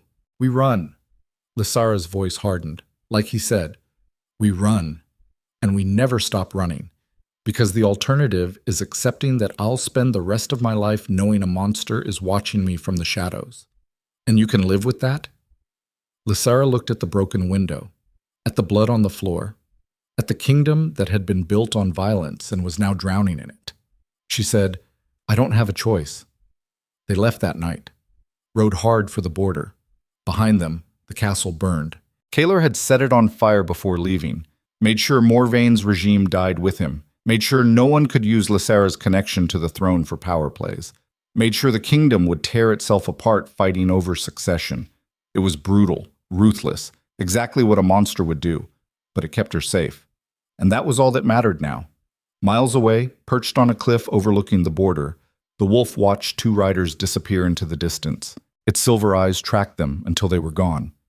Then it howled. Not a cry of rage, a promise. "I'll always be here, always watching, always ready. You're free to live, free to love, free to forget me. But you'll never be truly alone, because I'm the curse that won't die, the monster that chose damnation over your destruction. And I'll haunt the edges of your world until the stars go dark." The wolf turned and vanished into the mountains. And somewhere far below, Lysera heard the howl and knew. This wasn't over. It would never be over. She'd escaped one cage only to discover she'd been placed in another, one with no walls, no bars, just the constant knowledge that something inhuman loved her so badly it had rewritten the laws of magic to ensure she'd always be protected, even from herself, even from freedom. That was the final cruelty, not possession through force, but protection so absolute it became its own prison. And there was no escape from that, no spell to break it, no death to end it, just life, long, free, safe, and utterly, devastatingly haunted. The border crossing came at dawn. Lysera and Rena rode hard through territory that recognized no king. Lawless land, the kind of place where men disappeared and no one asked questions, perfect for ghosts. They'd been riding for 2 days straight. Horses were exhausted, so were they. But Lysera wouldn't stop, couldn't stop. Because every time she closed her eyes, she felt it. The bond, not gone, not broken, just transformed into something that sat in her chest like a second heartbeat, faint but constant. A reminder that somewhere in the wilderness behind them, something immortal was watching. Rena said, "We need to rest. The horses won't make it otherwise." Lysera's jaw tightened. She knew her sister was right, knew they were pushing too hard. But the thought of stopping, of being still long enough for that feeling to catch up, made her skin crawl. She said, "Another hour. Then we'll stop." Rena didn't argue. She knew that tone. Knew when Lysera was running from something that couldn't be outrun. They made it 30 minutes before everything went wrong. The ambush came from the tree line. 20 men. Maybe more. Bandits by the look of them, armed with crude weapons and desperation. The leader stepped into the road. He was massive, scarred, missing an eye and most of his teeth. He said, "Well, well, 2 women traveling alone. Must be our lucky day." Lysera's hand went to her sword. Rena already had hers drawn. The leader laughed. "Oh, they got spirit. I like that. Makes it more fun when we break them." His men started to circle. Lysera's mind raced. They were outnumbered, outflanked. The horses were too tired to run. This was bad. Rena said quietly, "On my mark, we charge through, scatter them, then ride like hell." Lysera nodded. Rena said, 3, 2. The leader's head exploded. Not metaphorically, literally. His skull came apart in a spray of bone and brain and blood. Behind where he'd been standing, the wolf emerged from the shadows. Silver eyes. Massive frame. Fur matted with gore. It had been following them. Of course it had been following them. That's what the bond did. That's what Kaylor had become. An eternal guardian, whether she wanted one or not. The bandits froze, stared at the creature that had just killed their leader without making a sound. Then they ran. The wolf didn't chase them. It just stood there, watching Lysera with those inhuman silver eyes. She said, "I told you not to follow me." The wolf's voice came out wrong, too deep, layered with something that wasn't entirely animal and wasn't entirely human. It said, "You were in danger. I can handle bandits. Not 20 of them. Not when you're exhausted and your sister is favoring her left side from a cracked rib she won't admit to." Lysera glanced at Rena. Her sister's face was pale, one hand pressed against her ribs. Rena said, "I'm fine. You're injured." The wolf's tone was matter of fact. "Has been since Greymoor, probably from when the guard threw you against the wall during our escape." Rena's jaw tightened. "How did you—" "I can smell it. Blood. Internal bleeding. Not fatal yet, but it will be if you keep riding like this." Lysera's chest constricted. She looked at her sister, really looked, saw the slight hunch in her posture. The way she breathed too shallowly, the gray tinge to her skin. She said, "Why didn't you tell me?" Rena's voice was tight. "Because we needed to keep moving. Because stopping meant risking him catching up." Her eyes flicked to the wolf. The wolf sat. An absurd gesture for something that size. It said, "I'm not the threat here. Your sister is dying. She needs a healer. The nearest village with one is 6 miles north." "How do you know that?" "I've been tracking this region for 2 days." Kaylor's tone was almost gentle. "Making sure you had safe passage, marking water sources. Eliminating threats before they found you." Lysera's hand shook. She said, "You've been protecting us this whole time." "Yes, without us knowing. That was the point." The casual admission hit harder than any violence could have. This was what the curse had become. Not chains, not possession, just the absolute certainty that Kaylor would spend eternity in the shadows making sure she lived, whether she wanted him to or not. Lysera looked at Rena. Her sister's face was growing paler by the second. She made a decision she hated. She said, "Take us to the healer." The wolf stood, turned, started walking north. Lysera and Rena followed, because what choice did they have? The village was small, unremarkable, the kind of place that survived by minding its own business and asking no questions. The healer was an old woman with hands that had set 1,000 broken bones and eyes that had seen worse things than a wolf the size of a small house. She took one look at Rena and said, "Internal bleeding, cracked ribs, possible punctured lung. Get her inside." The wolf stayed outside. It was too large for the building, too obviously dangerous for public spaces, but through the window, Lysera could see it, sitting, waiting, those silver eyes never leaving the door. The healer worked for 3 hours. Lysera paced, watched, felt useless in ways she hadn't since childhood. Finally, the old woman emerged. She said, "She'll live. Needs rest. 2 weeks minimum before she can travel." Lysera's relief was sharp enough to cut. "Thank you." What do I owe you? The healer glanced out the window at the wolf. She said, Nothing. Something tells me I don't want to charge you. That's probably wise. The old woman studied Lysara. She said, That thing out there, it yours? No. Lysara's voice was flat. I'm its. The healer nodded like this made perfect sense. She said, You running from something or toward something? Both. Neither. I don't know anymore. That's the hardest kind of journey. The healer's expression softened slightly. The ones where you don't know if you're the hunter or the prey. Lysara looked out at the wolf. It hadn't moved, hadn't taken its eyes off the building. She said, What if you're both? Then you figure out which one you want to be, and you fight like hell to become it. The words sat heavy. That night, Lysara sat with Rena while she slept. Her sister's breathing was easier now, color returning to her cheeks. Outside, the wolf waited. Lysara stood, walked to the door, stepped into the night. The wolf's head turned toward her. She said, We need to talk. The wolf's expression was unreadable. We're talking now, actually talk. Not you following me in shadows, not you killing threats before I know they exist. Real conversation. The wolf was silent for a moment. Then it said, I can shift. Partially. Enough to be more human. But it hurts. The curse doesn't like me going backward. Then hurt. Lysara's voice was hard. Because we're going to settle this. Right now. The shift took minutes. The wolf's body contracted. Bones cracked. Fur receded. What emerged was something in between. Still too large. Still too monstrous. But with Kaelor's face, Kaelor's eyes, Kaelor's voice without the layered wrongness. He knelt because standing put him at nearly 8 feet tall. He said, I'm listening. Lysara's hands curled into fists. She said, You promised me freedom. I gave you freedom. You're not bound, not trapped. You can go anywhere, do anything, love anyone you want, except I can't. Because you're always there, always watching. I can feel you in my chest like a parasite. Kaelor's expression tightened. That's the bond. I can't control it.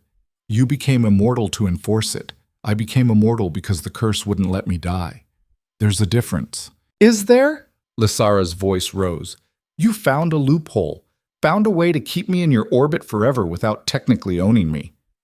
That's not freedom. That's just sophisticated slavery. What would you have me do? Kaelor's tone was quiet. Truly. Tell me. Because I've tried everything. I've abdicated, tried to die, tried to break the magic. Nothing works. So this is it? This is what the rest of my life looks like? Never alone, never truly mine, just the eternal knowledge that a monster is following me. Yes, the admission was stark, final. Kaelor said, I'm sorry. I know it's not enough. Nothing I do will ever be enough. But this is what we are now, what I made us. And I can't undo it. Lysara's eyes burned. She said, I hate you. I know. I hate that you did this. Hate that you love me so destructively that you'd rather damn us both than let me go. I know. I hate that part of me, a tiny broken part, is relieved, because I've spent my whole life afraid of being alone, and now I never will be. And I hate myself for feeling that. Kaelor's face showed something like pain. He said, If I could take it back. You can't. Lysara's voice cracked. That's the point. You can't take back the binding, can't take back the years, can't take back becoming this thing that will haunt me until I die. So stop apologizing and just be honest. What do you want from me? Kaelor looked at her for a long moment. Then he said, I want you to live, fall in love, build a life, have children if you want them, grow old surrounded by people who choose you every day. I want you to be so happy that you forget I exist, and you'll just watch from the shadows? Yes. For how long? Forever. The word hung in the night air. Lysara said, That's insane. It's all I have left. You could leave. Actually leave. Stop following me. Let the bond stretch until it breaks. It won't break. Kaelor's tone was certain. I've tried. The further away I get, the stronger it pulls. The curse won't let me abandon you. That was the whole point of the original binding, to make sure I never lost you. So we're stuck. Yes, Lysara laughed. It came out bitter and broken. She said, "You know what the worst part is?" "What?" "I actually believe you're trying to help. That in your twisted, monstrous way, you think this is kindness. It's the only kindness I have."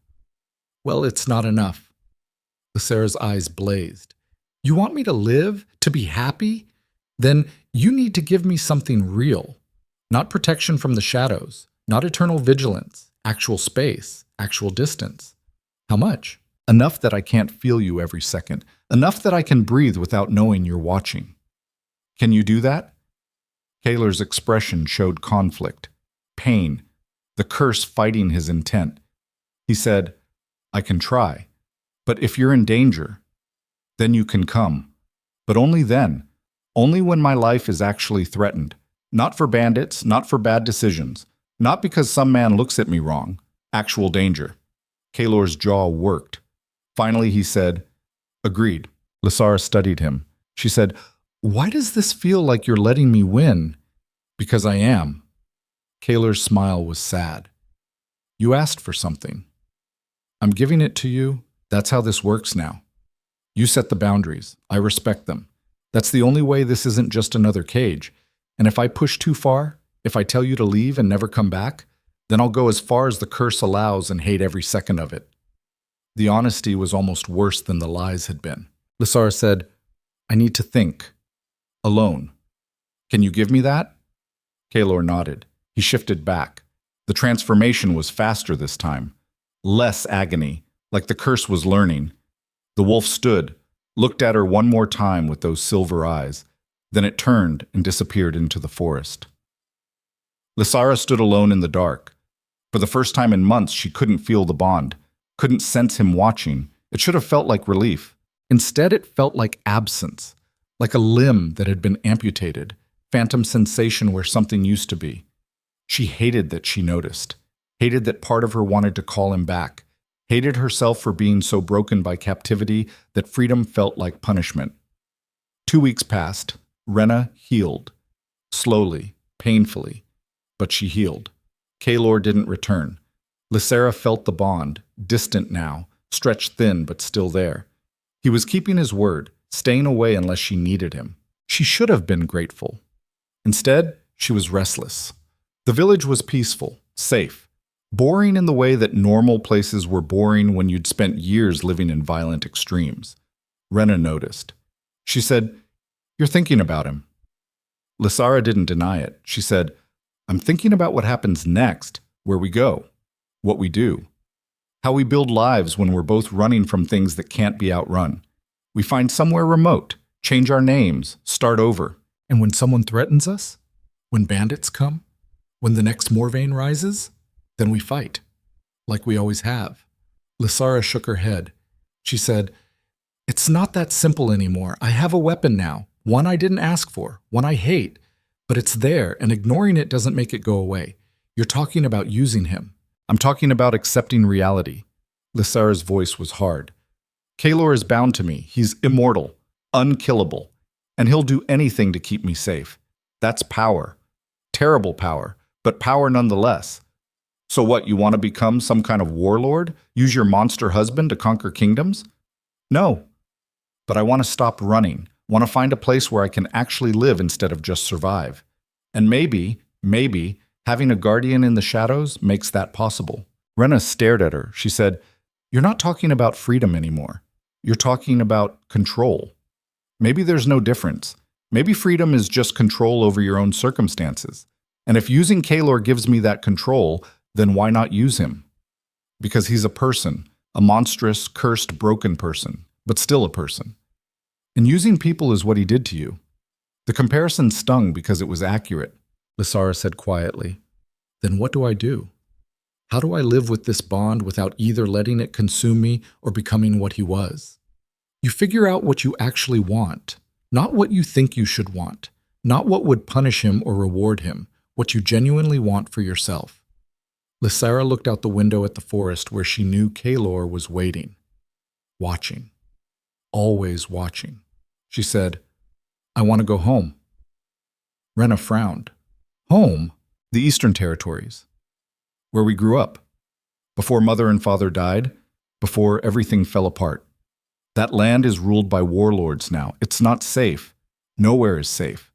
But at least there, I know the terrain, know the people, can build something real instead of just running forever. And Kaelor comes with me. As my shadow, my weapon, my curse. Whatever he is, he's mine now, whether I like it or not, so I might as well use him for something good. Rena's expression was conflicted. She said, "You're sure about this?" "No, but I'm tired of being unsure, tired of letting fear make my decisions. I spent years trapped by Kaelor's obsession. I won't spend the rest of my life trapped by my own fear of him." The words felt like a decision, like a line being drawn. Rena said, "Then we go east." Lysara nodded. She walked outside, looked toward the tree line. She said, "I know you can hear me." The wolf emerged from shadows, silent, waiting. Lysara said, "We're going to the Eastern Territories. I'm reclaiming my family's land, building something there. You can come, but you follow my lead, my rules, my choices. Understood?" The wolf's silver eyes studied her. Then it said, "Yes. No arguments? No trying to convince me it's dangerous?" "It is dangerous." The wolf's tone was matter of fact. "The Eastern Territories are controlled by 3 warlords. They'll fight you for every inch of land. Probably try to kill you. Definitely try to use you. And you'll protect me." "Yes. Then we have an understanding." Lysara's voice was hard. "I'm not your queen. I'm not your wife. I'm the woman you cursed, and you're the weapon I'll use to build the life you stole from me. That's our relationship now. Take it or leave it." The wolf was quiet for a long moment. Then it lowered its massive head, a gesture of submission, of acceptance. It said, "I'll take it." "Good. We leave tomorrow at dawn." The wolf turned and disappeared back into the forest. Rena came out. She said, "That was cold." Lysara's hands were shaking. She said, "It had to be. If I show any weakness, any sentiment, he'll interpret it as an opening, as hope. And I can't give him that. You don't think you're being too harsh? He made me a prisoner for years. I'm making him a tool." Rena stared at her sister. She said, "You've changed." Lysara's smile was sharp and joyless. She said, "Good. The old me didn't survive Kaelor. This is what's left. And if that makes me cold, calculating, ruthless, then so be it. At least I'm free." But the word tasted like ash, because they both knew the truth. She wasn't free. She was just learning to use her chains as weapons. And maybe that was the only freedom people like them ever got. The journey east took 4 weeks. They traveled through territories that had fallen into chaos after Morvaine's death. The kingdom Kaelor had built was tearing itself apart. Lords fighting lords, cities burning, refugees flooding the roads. The wolf cleared their path, silently, efficiently. Any bandits or soldiers who got too close simply disappeared in the night. Lysara tried not to think about it, tried not to imagine what the wolf did to them, how many bodies it left in their wake.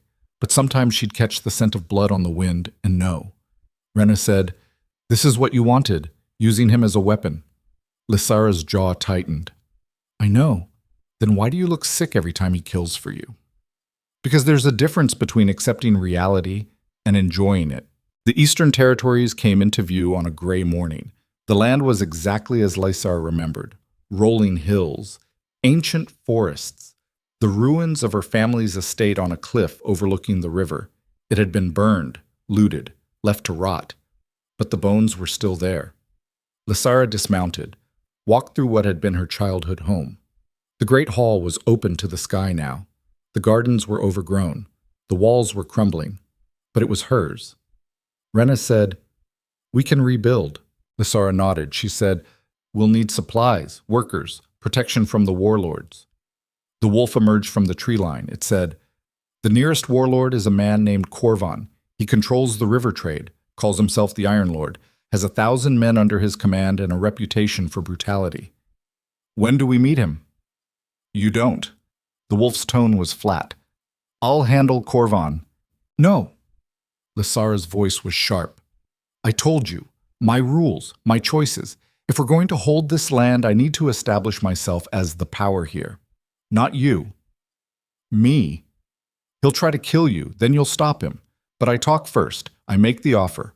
I set the terms. You're the enforcement, not the negotiator. The wolf's eyes narrowed. Then it said, what offer? Protection. Lysara's smile was cold. I'll offer the warlords protection from each other in exchange for loyalty. They get to keep their territories, keep their men, but they answer to me. And anyone who refuses gets a visit from my shadow. You're building an empire. I'm building safety. There's a difference. The wolf studied her. Then it said, you sound like me, when I was king. The comparison made Lysara's stomach turn, but she didn't deny it. She said, maybe. But I won't make your mistakes. I won't take what people don't give freely, won't bind them with magic, won't destroy them for refusing me. I'll just make the alternative so unappealing that they choose me anyway. That's still manipulation. That's politics. And if you taught me anything, it's that power isn't about being loved. It's about being feared just enough that people prefer cooperation to conflict. The wolf's expression was unreadable. It said, when did you become this? When I stopped being your victim and started being my own person. The words hung between them. Then the wolf said, Korvan's fortress is 12 miles north. He holds court every 3 days. The next session is tomorrow. Then tomorrow we make our introduction. That night, Lysara stood in the ruins of her family's great hall and stared at the stars through the broken roof. Rena found her there. She said, are you sure about this? About all of this? Lysara said, no, but I'm done waiting for certainty, done waiting for safety that never comes. If I'm going to be haunted by a monster, I might as well put it to use. You're playing a dangerous game. I've been playing dangerous games since Kaylor took me. This is just the first one where I'm holding the pieces. Rena was quiet for a moment. Then she said, what happens if you win? If you actually manage to carve out a kingdom using his power, do you just rule it forever with a wolf in your shadow? I don't know. Lysara's voice was soft. I'm making this up as I go. But it feels better than running, better than hiding, better than letting fear dictate every choice. And Kaylor, what's his endgame? He doesn't have one. He's bound to me forever. His endgame is whatever mine is. That's horrifying, yes. But it's honest. And right now I'll take honest horror over comfortable lies. The next day they rode to Korvan's fortress. It was exactly what Lysara expected. Crude, functional, built for war, not comfort, guards everywhere, weapons visible. The message clear, this was a place of violence. Lysara rode through the gates alone. The wolf had stayed behind, out of sight but close enough to intervene. Korvan sat on a throne made of scrap metal and bone. He was huge, muscular, covered in scars. He looked like a man who'd killed with his bare hands and enjoyed it. He said, who are you? Lysara met his eyes. She said, I'm Lysara of the Eastern House. I've come to reclaim my family's land. Korvan laughed. It was a sound like rocks grinding. He said, your family is dead. Their land belongs to whoever can hold it. And right now, that's me. Actually, it belongs to me. And I'm here to offer you a choice. The hall went quiet. Korvan's men shifted, hands moving toward weapons. Korvan said, what choice? Work with me. Keep your territory. Keep your men. Swear loyalty, and I'll protect you from the other warlords. Refuse, and I'll take everything by force. Korvan stood. He was massive, easily 7 feet tall, pure muscle. He said, you think you can threaten me? You and what army? Lysara smiled. It was cold and sharp. She said, I don't need an army. Then she called. Not with words, with the bond, with the connection that tied her to the monster in the shadows. And the wolf came. It crashed through the wall like the stone was paper, massive, silver-eyed, wrong in ways that made men's instincts scream. Korvan's guards drew weapons. The wolf moved. What happened next was carnage. The wolf tore through 20 men in under a minute, not killing them, just breaking them, shattering bones, ripping weapons from hands, leaving them screaming on the floor. Then it stopped, sat beside Lysara's horse, looked up at Korvan with eyes that promised worse. Lysara said calmly, that's what I have. Now, the choice. Work with me or against me. Korvan stared at the wolf, at his broken men, at the woman sitting calmly on her horse while a monster obeyed her will. He said, "What guarantee do I have you won't just use that thing to take everything anyway?" "My word." Lysara's tone was flat. "I'm not here to conquer. I'm here to build. But I won't tolerate threats, so you can be my ally or my example. Choose." Corvan's jaw worked. Then he said, "What do you want from me?" 15% of river trade. Free passage for my people. And your men as backup if the other warlords try anything. That's robbery. That's survival. Lysara's eyes were hard. The world is changing. The old kingdom is dead. New powers are rising. You can either rise with me or fall alone. Corvan looked at the wolf again. It hadn't moved, hadn't even blinked. He said, "Fine. We have a deal." Lysara nodded. "Good. I'll send someone to formalize the terms. Try anything, and the wolf comes back. This time, it won't be gentle." She rode out. The wolf followed. Behind them, Corvan stood in his broken hall, surrounded by his broken men, and wondered what the hell had just happened. Outside, Lysara's hands were shaking so badly she could barely hold the reins. She'd done it, made her first move, established power through fear and calculation, just like Kalor had taught her. The thought made her sick. The wolf kept pace beside her horse. It said nothing, just watched. Finally, Lysara said, "I'm becoming you." The wolf's response was quiet. "No. You're becoming what you need to be to survive. There's a difference." "Is there?" "Yes. I used power to possess. You're using power to protect. The methods might look similar, but the intent defines everything. You really believe that?" The wolf was silent for a long moment. Then it said, "I have to. Because if intent doesn't matter, then I've spent my entire existence doing evil. And I can't accept that." Lysara looked at the creature beside her, monstrous, cursed, broken, and somehow still trying to be human. She said, "What happens when my intent changes? When protection becomes possession? When I start using you not because I need to, but because I can? Then you'll become me." The wolf's tone was matter of fact. "And I'll still follow you. Because that's what the curse demands. Even if I become a monster, especially then. Because monsters recognize each other." The honesty was brutal. They rode in silence back to the ruins. Rena was waiting. She took one look at Lysara's face and said, "It worked." "Yes." "Then why do you look like you lost?" "Because I'm not sure what I'm winning anymore." That night, 3 more warlords sent messengers. Word had spread. The woman with the monster. The new power in the east. They all wanted to know her terms. Lysara met with each messenger, made her offers. Some accepted, some refused. The ones who refused got visits in the night. The wolf was efficient. By the end of the week, 4 territories had sworn loyalty. The 5th was abandoned, its warlord dead, his men scattered.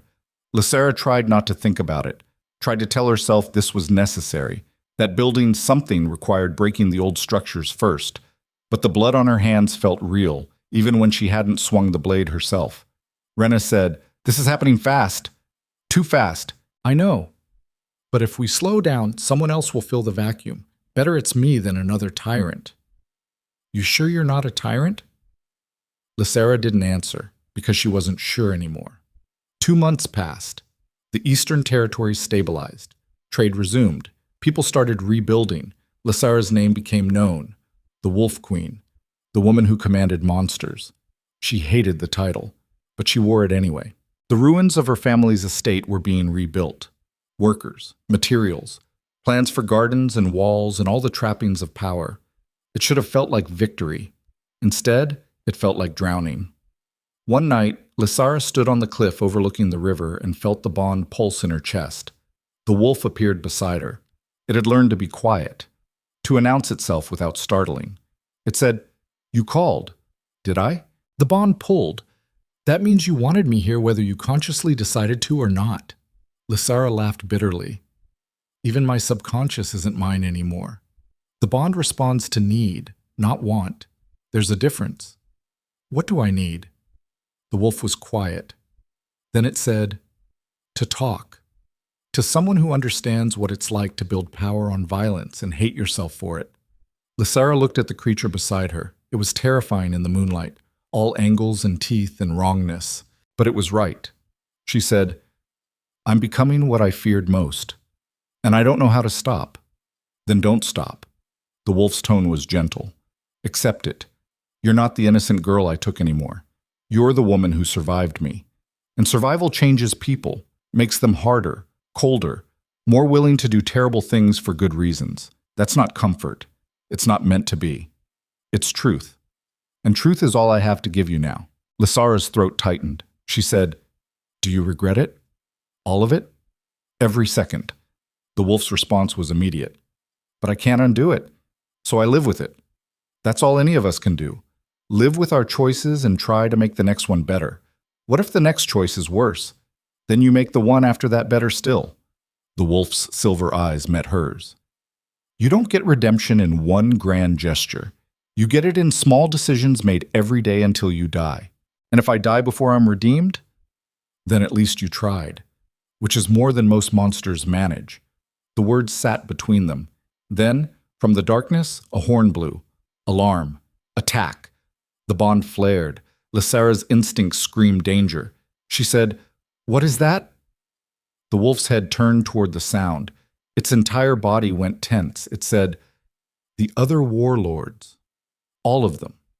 They've allied." "How many?" "Thousands. They're coming for you, coming to end this before you grow too powerful." Lysara's heart hammered. She said, "Can you stop them?" The wolf's expression was grim. "I can kill hundreds, maybe 1,000, but not thousands, not without you dying in the process." "Then what do we do?" The wolf looked at her, really looked at her. It said, "We make a choice, run or fight, live in exile or die standing our ground. But whatever we choose together." Lysara stared out at the darkness, where an army was coming to destroy everything she'd built. She thought about running, about survival, about living another day. Then she thought about the girl she'd been, the woman she'd become, the empire she'd started building on the corpse of her innocence, and she made her choice. She said, "We fight, and whatever happens next." The wolf's howl cut her off. Thousands of voices answered from the darkness. The battle had begun. The army came like a tide of iron and hate. Lysara stood on the rebuilt walls of her family's estate and watched them pour across the valley floor. Thousands of men, torches burning in the darkness, war drums beating a rhythm that matched her hammering heart. Behind her, Rena was organizing their defenders. 200 men, mostly farmers and craftsmen who'd sworn loyalty in exchange for protection. Good people, untrained people, people who were about to die because Lysara had been too ambitious, too fast, too much like the man who'd cursed her. The wolf stood beside her, massive, silent, those silver eyes tracking the advancing army with predatory focus. It said, "You can still run. Take Rena. I'll hold them here as long as I can. Give you time to escape." Lysara's hands gripped the stone wall hard enough to hurt. She said, "How long could you hold them?" "Hours. Maybe a full day if I'm willing to abandon all restraint." The wolf's tone was matter-of-fact. "But they'll eventually bring me down. Fire. Pit traps. Enough bodies thrown at me until I'm buried. I'm immortal, not invincible. And then they'll chase us anyway. Hunt us down. Kill everyone who helped us."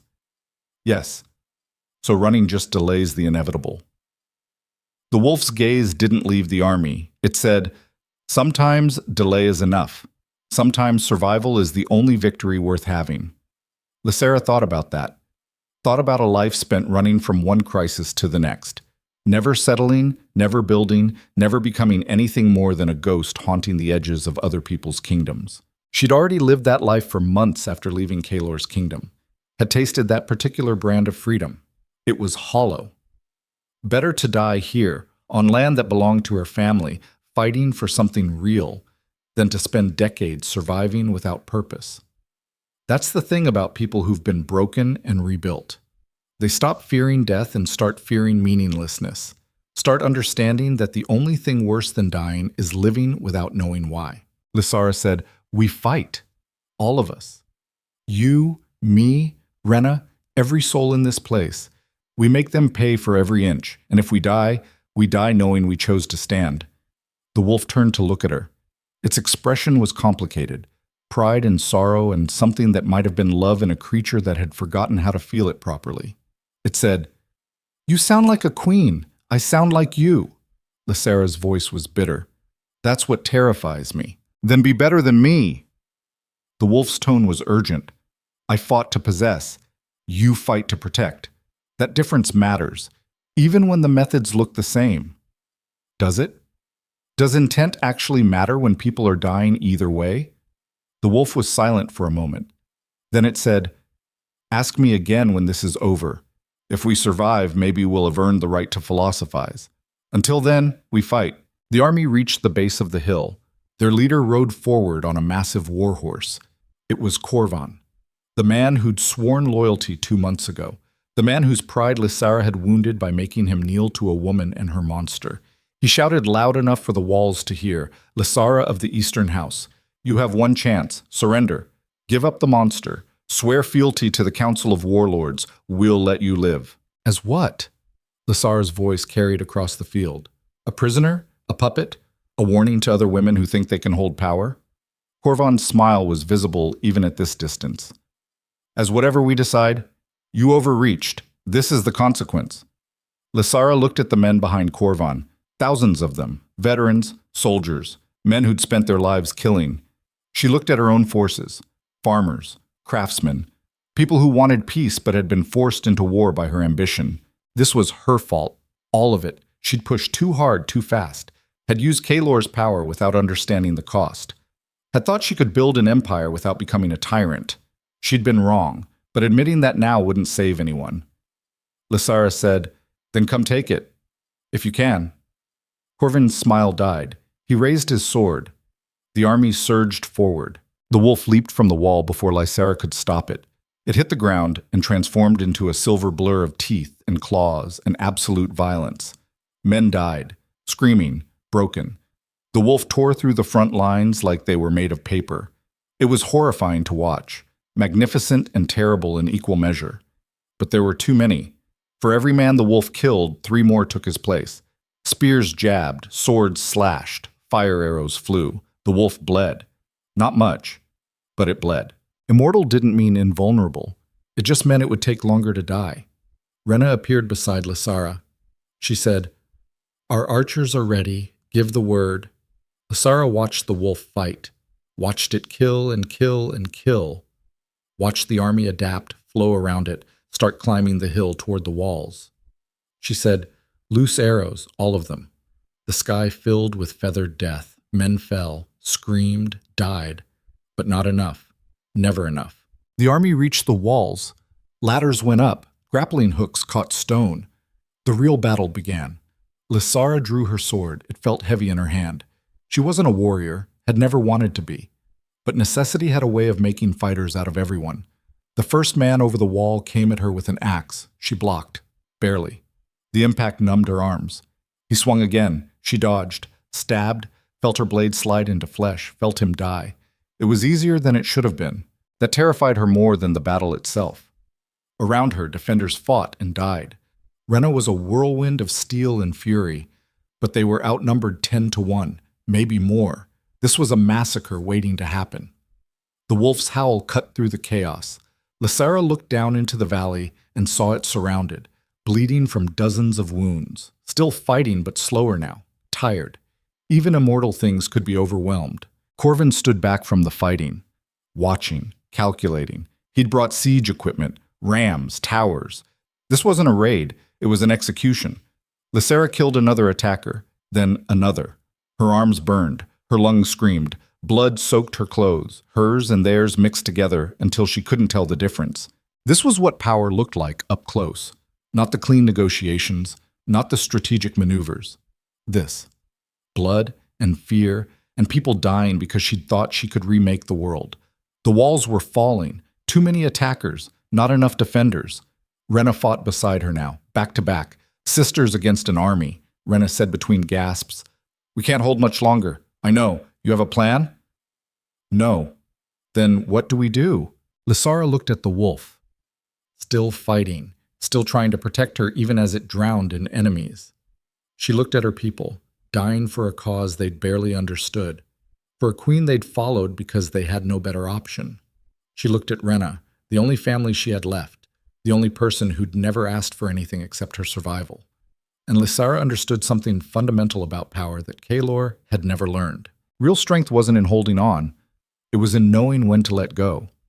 She said, "I'm going to end this." How? By giving them what they want. Lysara sheathed her sword, climbed onto the rampart where everyone could see her. She shouted, "Stop! All of you! Stop!" The fighting didn't stop immediately, but it slowed. Men looked up, confused. Lysara said, "Corvan, you want me? Fine.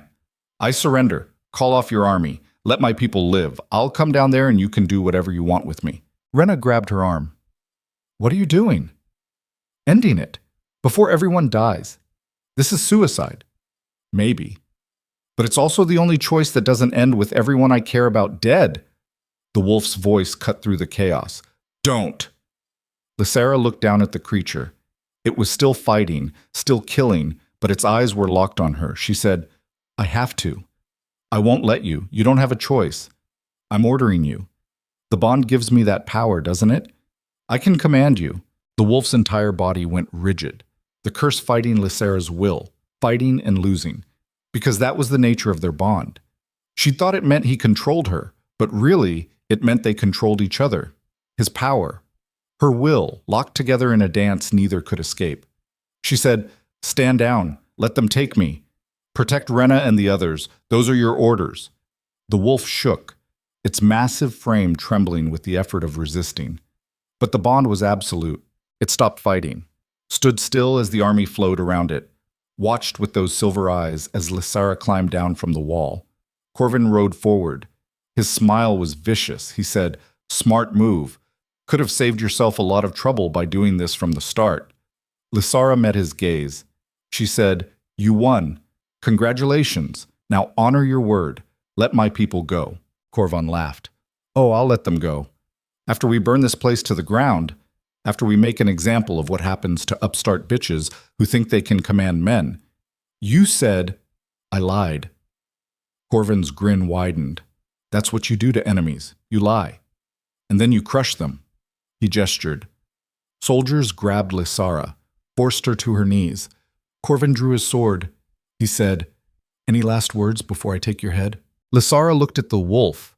It was surrounded by spearmen, held in place by her command but straining against it, every muscle taut, eyes blazing with barely contained fury. She looked at Rena on the walls, her sister's face showing horror and rage and helplessness. She looked at Corvan, smug, victorious, certain of his dominance. And Lysara realized something. She was tired of men deciding her fate, tired of being used, traded, executed, saved, protected, controlled, tired of living in a world where her only choices were submission or death. If she was going to die, it would be on her terms, her choice, her ending. She said, "I release you." The wolf's head snapped toward her. "What?" "I release you from the bond, from the curse, from the obligation to protect me. You're free." The words hung in the air like a spell. And maybe they were, because the curse recognized intent over ritual, recognized will over ceremony. And Lysara's will in that moment was absolute. She wanted Kaelor free, wanted him unburdened by her existence, wanted to give him the one thing she'd always wanted for herself, choice. The bond shattered. It didn't fade, didn't weaken. It exploded, magic cracking like glass. The sensation in Lysara's chest that had been there for years suddenly gone, leaving a hole that felt like freedom and felt like dying in equal measure. The wolf staggered. Its form flickered, shifted, became more human, less monster. Kaelor stood where the wolf had been, fully human, naked, bleeding from wounds that no longer healed instantly. Mortal. He looked at his hands, at the blood running from cuts that didn't close, at the body that was finally, completely his own again. He looked at Lysara. She smiled. It was sad and beautiful and final. She said, "Thank you for everything, for the curse, for the protection, for teaching me what I never wanted to become. You're free now. Go, live, be human again." Corvan said, How touching. Now die. He swung his sword. Kalar moved, not with supernatural speed, not with the wolf's power, just with the desperate ferocity of a man who'd been given one last chance and refused to waste it. He caught Corvan's blade with his bare hands. It cut deep, blood poured, but Kalar didn't let go. He wrenched the sword away, turned it, drove it into Corvan's throat in one smooth motion. The warlord's eyes went wide. He gurgled, fell. Kalar stood over his body, breathing hard, bleeding from a dozen wounds, mortal and vulnerable and utterly defiant. He said to the army, "Your leader is dead. Leave, now, or join him." For a moment, nothing happened. The army stared at this naked, bleeding man who'd just killed their commander with his bare hands. Then someone in the back ranks said, "The Wolf King." The name rippled through the crowd. Recognition, fear. The legend made flesh. They started to retreat, slowly at first, then faster. Within minutes, the army was melting away into the darkness like it had never been there. Kalar collapsed. Lysera caught him before he hit the ground, cradled his head, felt his blood soak into her clothes. He was dying. She could see it, could feel it. Mortal wounds on a mortal body. She said, "You idiot, I freed you so you could live." Kalar's smile was weak, his voice barely a whisper. He said, "I did live. Just now. For the first time in years. Chose to protect you not because a curse demanded it, but because I wanted to. That's living. Everything else was just existing. You're dying. I know." His eyes were clear, human, no gold, no silver, just brown, normal, beautiful. "And I'm not afraid. That's how I know it's real." Lysara's tears fell onto his face. She said, "I don't forgive you for what you did, for what you made me. I don't think I ever can." "Good." Kalar's breathing was shallow, getting shallower. "You shouldn't. I don't deserve forgiveness. Just wanted you to know it was real at the end, what I felt. Might have started as obsession, but it ended as something better. Something that knew how to let go." His hand found hers, squeezed weakly. He said, "Build something better than I did, something that doesn't require monsters to protect it. Promise me." Lysara's throat was too tight to speak. She nodded. Kalar's eyes drifted closed. He said, "Thank you. For the curse. For the freedom. For being stronger than I ever was."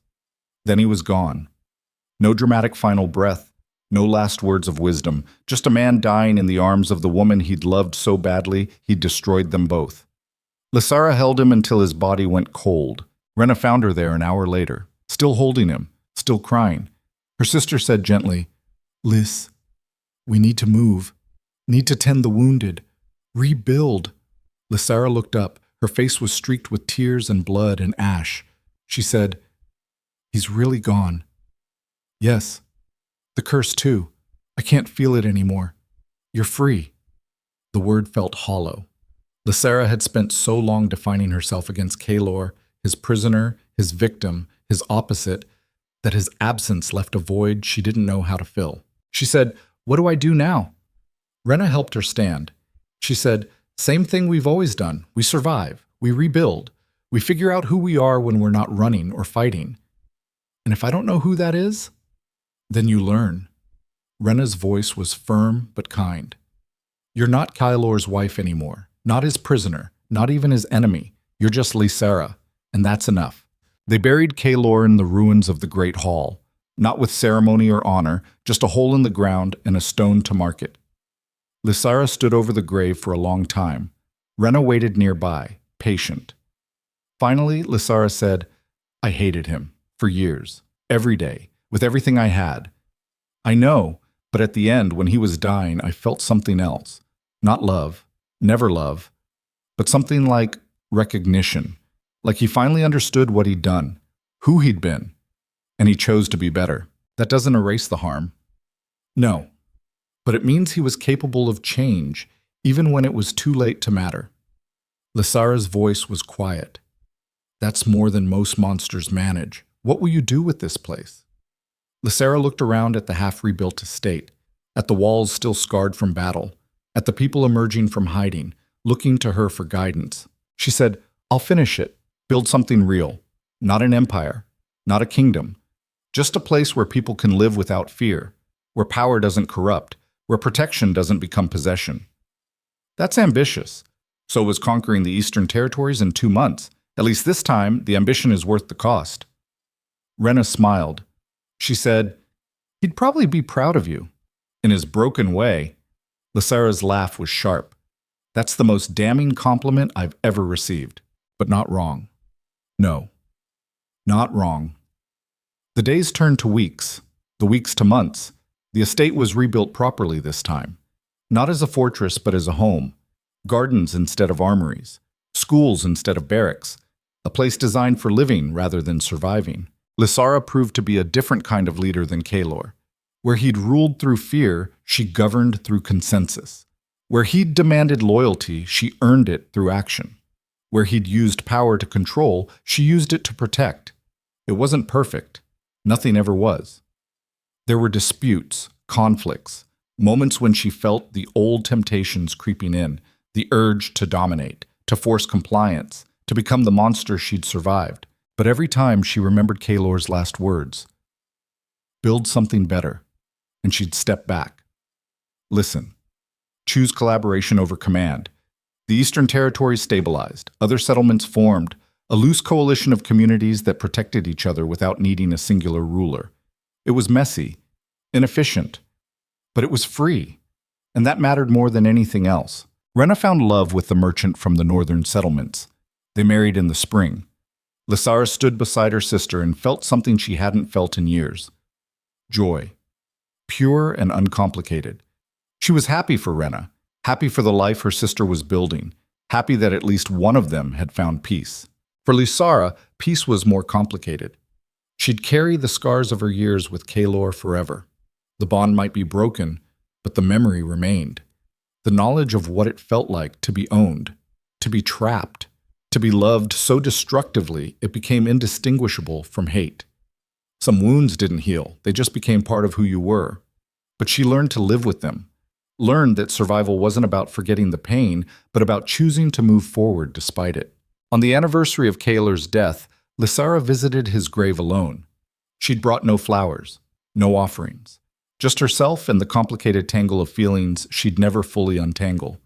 She said to the stone, "I still don't forgive you, still don't think what you did was justified, still wake up some nights feeling the bond like a phantom limb and hating you for putting it there." The wind rustled through the grass. No answer came. The dead stayed dead. She continued, "But I understand now. What you were trying to do at the end, trying to break the pattern, trying to give me what you'd taken. It wasn't enough, could never be enough, but it was something, and I'm trying to honor that by being better than both of us were." A bird sang somewhere in the ruins, life continuing despite everything. Lysara said, "I'm building something good here, something that would probably horrify the man you were. But I think the man you became, the one who died protecting me despite having every reason to run, I think he'd approve. I hope he would." She stood, brushed dirt from her knees. She said, "I'm going to live now. Really live. Not just survive, not just build. Live. Find joy. Find purpose. Maybe even find love someday with someone who knows how to give freedom instead of take it. And when I do, I'll remember you. Not with hatred, not with love, but with the understanding that you taught me, through pain and horror and years of captivity, what I never wanted to become. That's a gift, a terrible one, but real." She turned to leave, stopped, looked back one more time. She said quietly, "Thank you for dying. It was the kindest thing you ever did for me." Then she walked away. Down the hill, into the settlement that bore her family's name, into the life she'd built from the wreckage of Kaelor's empire. Behind her, the grave remained, a stone marker for a monster who'd learned too late how to be human. But ahead was everything else. All the days she'd been given, all the choices she'd make, all the ways she'd prove that surviving wasn't the same as living and that freedom was worth every scar. Years passed. Lysara never married, never felt the need. She'd had enough of bonds for one lifetime. But she loved friends, community, the children who grew up in the settlement knowing safety instead of fear. The old soldiers who'd fought beside her and chose peace when the fighting was done. the traders and craftsmen and farmers who made the Eastern Territories bloom. She loved them all, not with obsession, not with possession, just with the steady, constant care of someone who understood what it meant to build instead of destroy. Rena had 3 children. Lysara was there for all 3 births, held her sister's hand, told her nephew and nieces stories about their grandmother and the family that had once ruled these lands with honor before the wars came. She left out the parts about Kaelor. Some stories were too dark for children. They'd learned soon enough that the world contained monsters. They didn't need to know their aunt had been married to one. On her 50th birthday, Lysara stood on the same cliff where she'd once watched an army come to destroy her. The estate behind her was thriving. The territories were at peace. Everything she'd fought for had come to pass. She should have felt victorious, fulfilled, complete. Instead, she felt tired. The good kind of tired. The kind that came from work well done and a life well lived. Rena found her there. Older now, gray in her hair, laugh lines around her eyes. She said, "Thinking about him?" Lysara smiled. She said, "Thinking about us. All of us. How we break and rebuild. How we carry our scars and make something beautiful despite them. That's very poetic for someone who once threatened to gut me if I got philosophical." Lysara laughed. Age makes poets of us all. They stood together in comfortable silence. Finally, Rena said, "Do you regret any of it? The choices you made?" Lysara thought about that. About the girl she'd been. The woman she'd become. All the violence and horror and impossible choices in between.